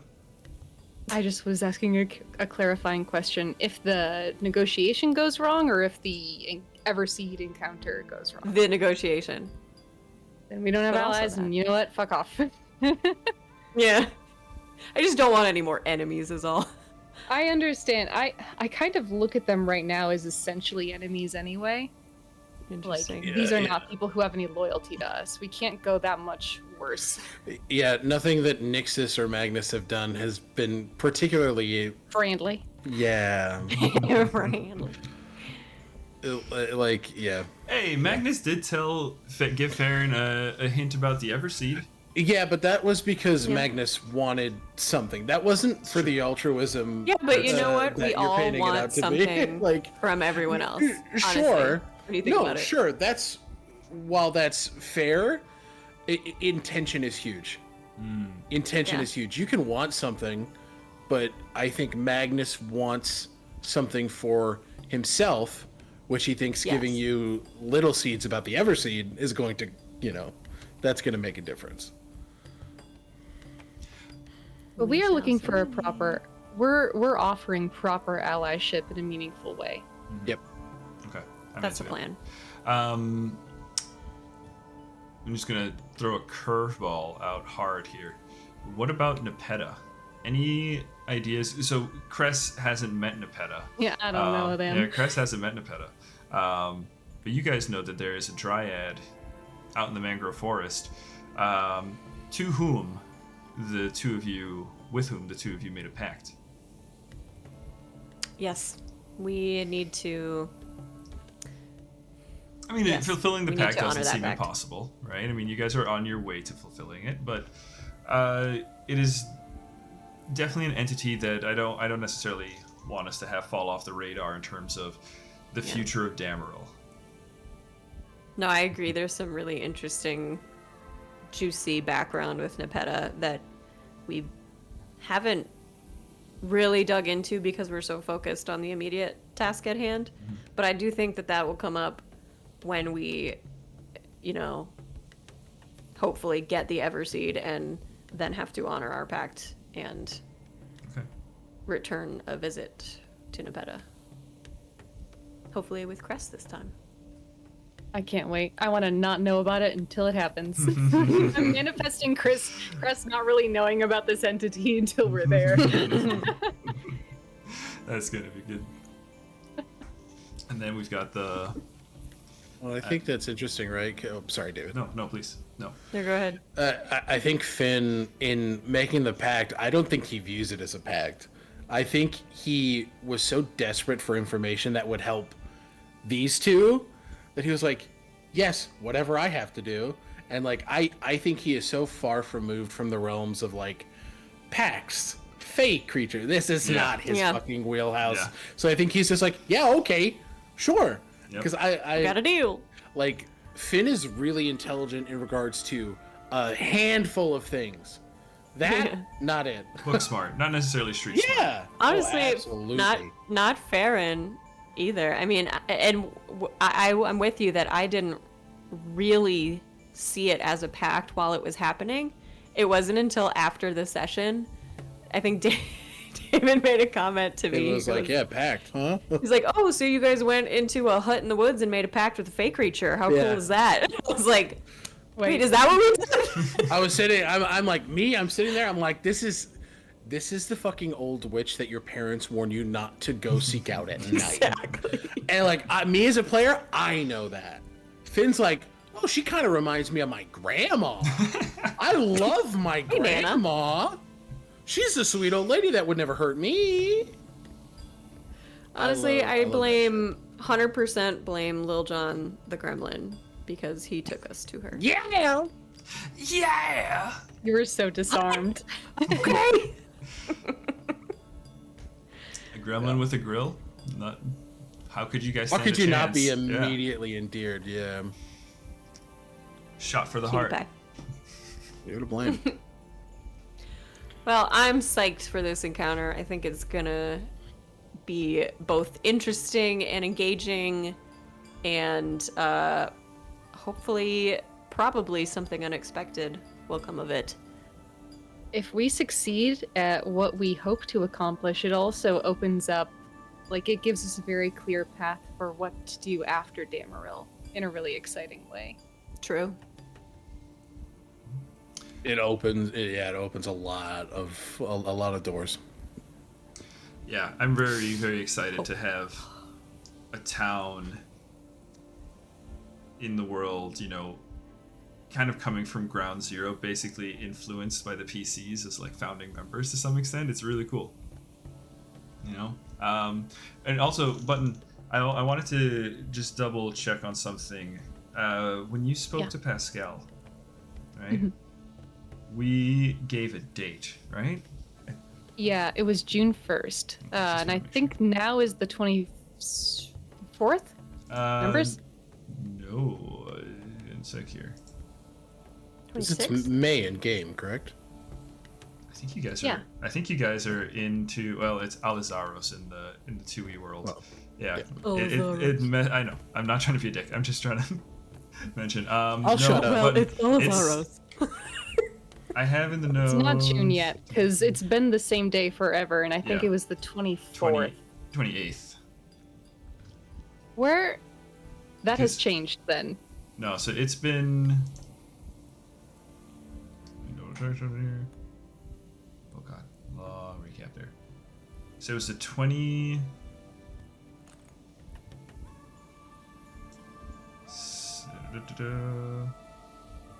Yeah, it's been the 28th all day, because that was the day that the, or well, that's what I'm trying to remember, if it's the 28th now or if it was 27th. X date. We will figure it out. Yeah. Off stream sometime. Nah, we got the time now.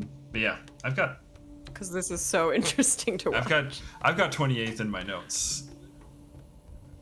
Okay, that may just not have been shared with me, because I remember asking. Okay. You can hop back, but yeah, no, it's been the 28th for a while, because the whole shift happened on that, because we also had the travel time of when Cress left. So yeah. Mm-hmm. They arrived in the Ironwood on the 22nd. Mm-hmm.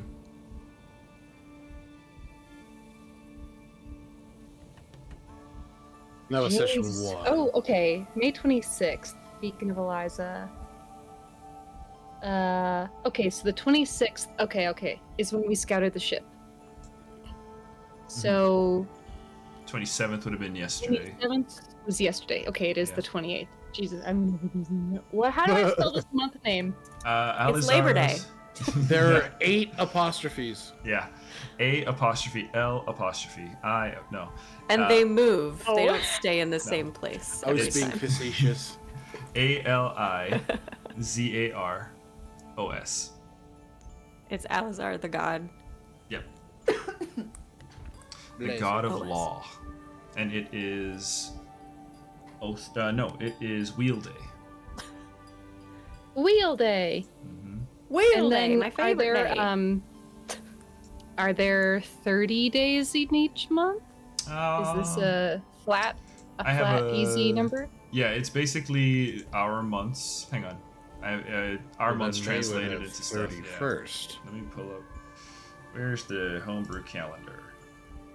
The month of Alizaros has 31 days. Yep. Okay. It So is. it's 4 days till the 1st. You guys are coming up on the end You of have spring. to be somewhere on June 1st.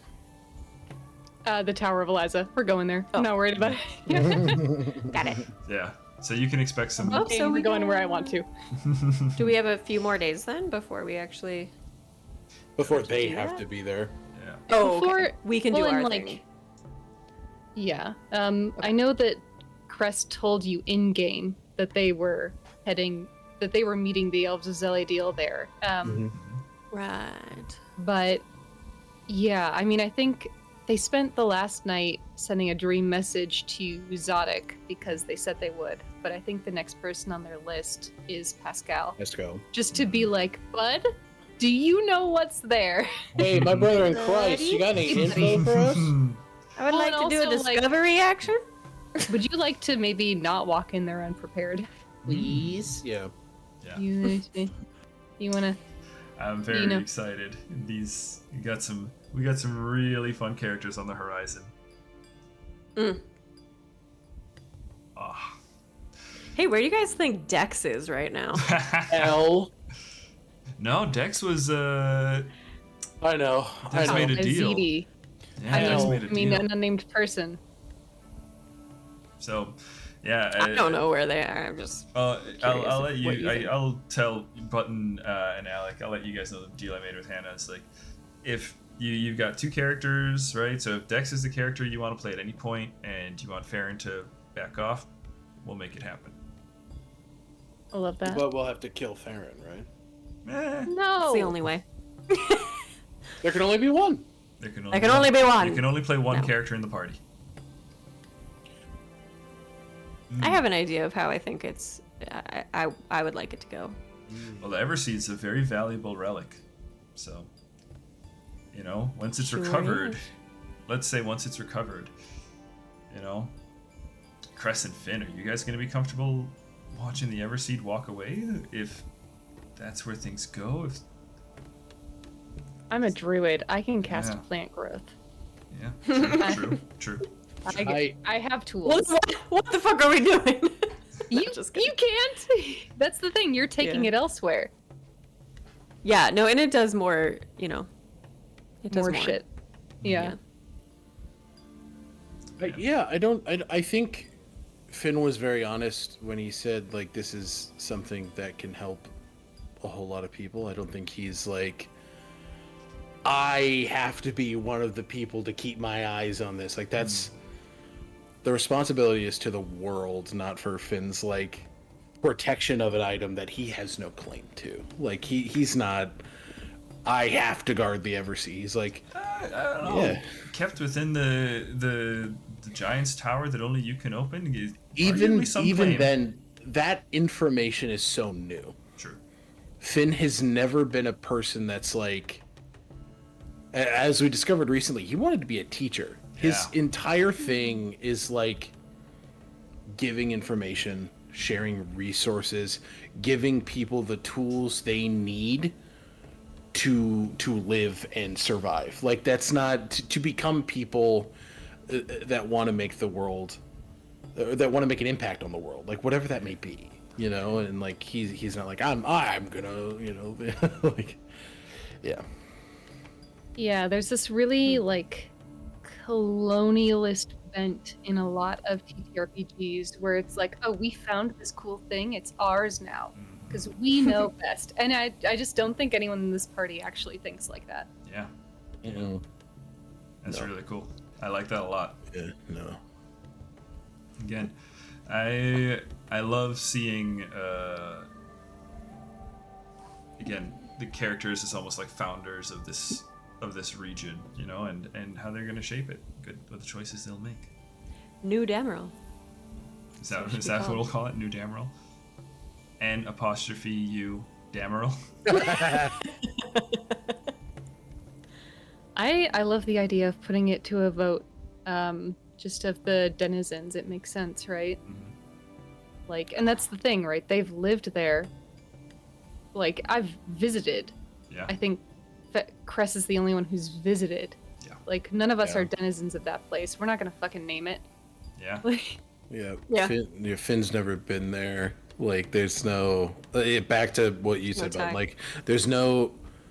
It's very clear that these characters like this thing isn't mine. Like, I Right. don't think I know what is best for this place. The people of this place will know better. Like, yeah. I want to leave Dameril with the council of fishfolk and leaders in the area who are Right. very tied to the place itself. I want Gron involved. Sure. if Gron wants to be involved, If he, yeah. like it's a selfish one. Like, obviously, whatever the character would want, that's implicit. But yeah, Well, and I love the idea. I mean, we have places to go and things to do, but I love the idea of, much like the Ironwood, of every town we visit being someone who they can call upon in a time of need, right? Like, there's this notion of, like, the knight errant that yeah. I really love, especially playing so many games with Alec. And the idea of being like, we rove and we help, but we do not claim ownership of the places that we help. We are here for them. That's awesome. Yeah. Yeah. That's kind of the vibe of Sansi as well. I like that thorough line. Kind of. I Yeah. think so. Yeah. That's a different campaign diary. Yeah. But yeah, no, that's awesome. I'm very into that. I'm really looking forward to it. So, guys, I think, is anything else you guys want to talk about tonight? I'm good. All right. Oh, Button, did you have something? wait. Button's quickly scrolling. Fuck, where'd it go? I found it. Okay. What has your character, and in this case, David, feel free to answer for Cuthbert or Gron or someone else, whoever calls to you. Okay. What has your character learned during the course of this whirlwind 30-hour adventure? I think Farron's is pretty simple, and it's been said, just that she can't save the world alone.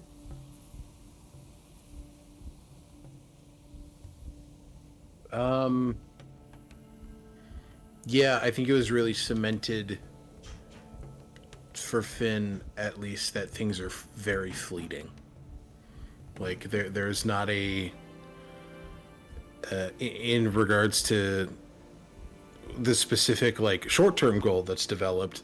I think Finn has become much less idyllic and a lot more pragmatic.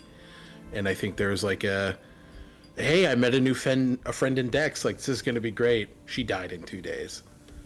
That evolved into like, hey, Cuthbert and I are getting really close. Okay, this is stained in a way. Oh, my parents or like my dad and my family, they're all gonna be fine. Holy fuck, what if they're not fine? Like, he has become sharpened by the world a bit. What about for Cress? Kind of similar to both of you, kind of an augmentation. Cress has learned that boldness gets people killed. And I think Cress has learned whether it's wrong or right, that they are a poor leader and that they shouldn't be trying to lead, but rather listening, which is both a good and a bad lesson, right? Yeah.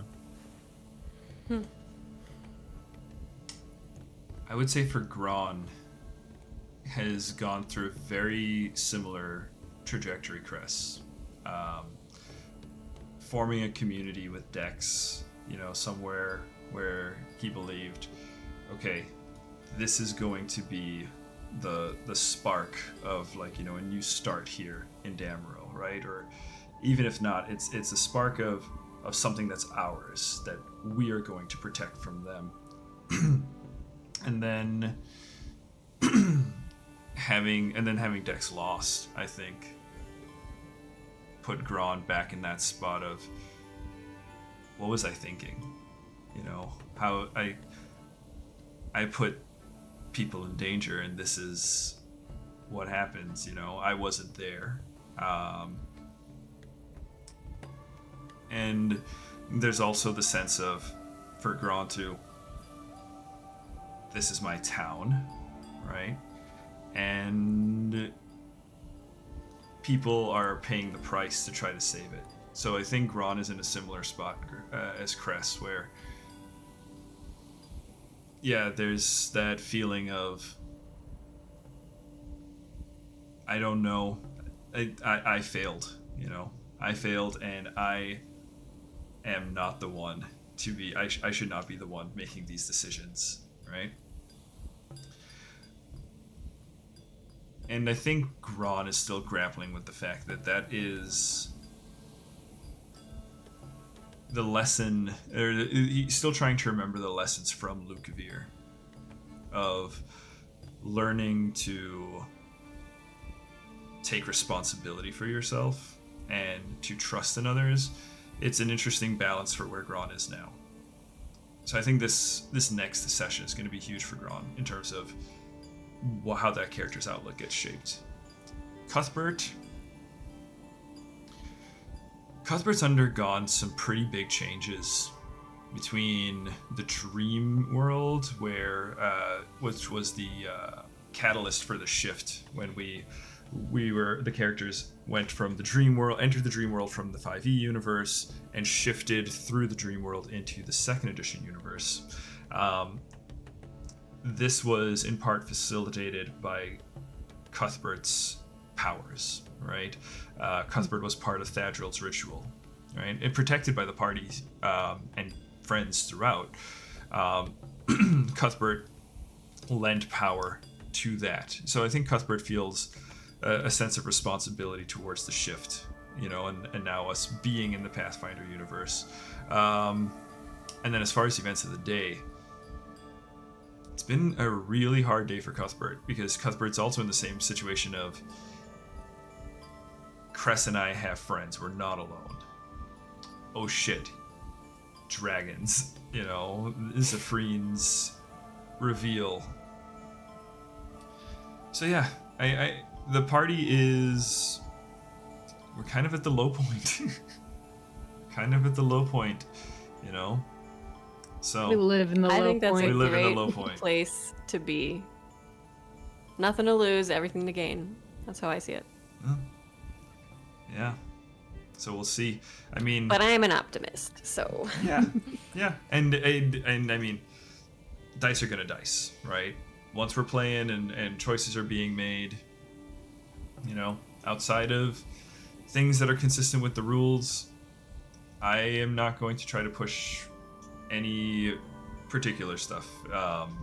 If the dice like with Dex, if the dice roll that it's enough damage that's gonna kill you, then hey, that could happen, right? Choices happen, choices and consequences. That's why we play these games.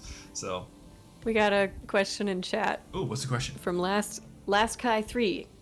Who dat? Asks, what's Finn's suggestion for the next book in the Finn and Luna monthly book club? God.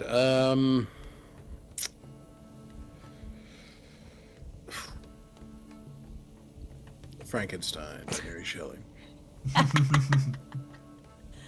Frankenstein, yeah, that's a good one. Classic. Finn's a man of the classics. There you go, Luna. Finn's a man of the classics. Yeah. 50 Shades of Tiamat. 50 Nope. Shades of Tiamat. I think Oh. Finn wants to avoid any sort of draconic focused literature. Thank you, though. Oh, man. Ah, funny. Do all 5 heads get inserted, or? You'll have to read it. Yeah. Yeah. You gotta find out. Damn. 5 heads are better than 1. Well, We'll find out. find out next time. In session, Here's of Histaeria, Unearthed Inheritance. our 5 heads. Bushy Our Tiamat 5 arrives. heads. Roll the dice on it. Let's see. Are 5 This will- heads better than 1? This will be the subject of our next campaign diaries. Our 5 heads better than 1. This will be the subject of the next campaign. Yeah, yeah. And at some point too, you know, this table we got to start thinking, you know, StealthCon, which is when we get together and we play live, right? How that might look. And also potential guests for upcoming sessions as we get into stuff. Yeah. So definitely discussions worth having. But yeah, Oh, Adam says pitch Okay. the show in 10 words. Yeah, Button, you go first. What if everything went wrong? That's 5. And it's your responsibility. Damn. Try. two sentences. Boom, boom. Okay. 3 people and a dragon trying to save the world. Yeah. Yeah. Okay. World ended. Universe swapped. Everything shit. Everyone's sad. We're trying. Do contractions count? Yes, it's just one word. Okay. It Otherwise, might be it'd just made up weird. of 2 words, but it is a word. Technically 1 word. Okay. 10-word pitch. 10-word pitch. Post-apocalyptic. Yep. Is that 1 word or 2? That's no. It's a dash. Apocalyptic. It's a hyphenated. Hyphenated, Does- it's 1. Okay. Post-apocalyptic. Fantasy. Rebuild. Tragedy everywhere. Yeah. You don't say. In the end, we're trying. Tragedy everywhere, but Yeah. not a drop to drink. Yeah. Oh, The oceans are gone. We didn't mention that in the Yeah. 10 word. Oh, true. oh yeah. Jesus. A few things I have think that happened. falls under the That's in the everything apocalypse. shit category. Yeah, everything Yeah. shit. Yeah. Magic's broken. Which we haven't Listen, we haven't wanted actually to- gotten into that too much yet with this group. That's true. Yeah. No. That's another campaign diaries. Tune in next time. Tune in next time as we talk quintuple penetration, the water crisis, and magic busted. Is magic broken? Right, quintuple? That would be it. Quintuple, that's 5, yeah. Yeah? Yeah. Okay. All right. Okay. But yeah, as we ponder these questions, is quintuple 5 or not? And Shut the fuck up. I hate being the stupidest guy in the call. I don't know if that I think we're all equally stupid. well, before we head out, let's do a quick round. We'll start with not the stupidest guy in the call, Alec. Button. Oh, hey everybody, my name is Alec, pronounce he, him. Find me all places on the internet at Tales Archived. I play Finn Reese, your Jotun blood with a literal dragon inside of him. We know that one fits. And when I'm not here, you can find me over at Tales Archived. I am the archivist for No Gnome Selesh. And yeah, Kendrick did drop a new disc. We were talking about that before. Apparently, throughout our airtime, another one has dropped. Jeez. You can Oh, find shit. me, Tales Archived, Archivist of Nonro Selesh, and captaining some some oncoming adventure Hannah or no Button. Blah. Hello, I'm Button. My pronouns are they, them. I am Blue Button on social media. When I am not here playing Cress in Unearthed Inheritance, you can find me over on Tales Archived in the Known Realms Telesh campaign, where I play Echinacea Belrose, who has a wolf inside of them, not a dragon. You talking about me? Yeah. Hannah! And folks, I am Hannah. I play Farron in this campaign, trying to save the crops, grow some Farmsteader. wheat. I'm a farmsteader. And I have no animals inside of me, but I do have a friend who's a wolf, so she stays outside of my body. It's a good place to Okay. keep a wolf. That's all, David. If I had a wolf, I'd try to keep it outside of my body too. Yeah. Guys, my name is David. I am the GM of the Heroes of Histaeria campaign series. That includes the Unearthed Inheritance with this fine group of folks, or Sansi Saga with another fine group of folks, merry folks. And when I'm not here as the GM of those games, you can also catch me here playing Jin, where the D is silent, the electric cowboy who wields a shield. And then you can also catch me over at Tales Archived, where I play Whistle in the Known Realms Telesh campaign every Sunday. Or maybe other things if Alec invites me. We'll see. Probably not. If I'm smart enough. All right, guys, I'm gonna race to YouTube. Bye-bye. Bye! Bye.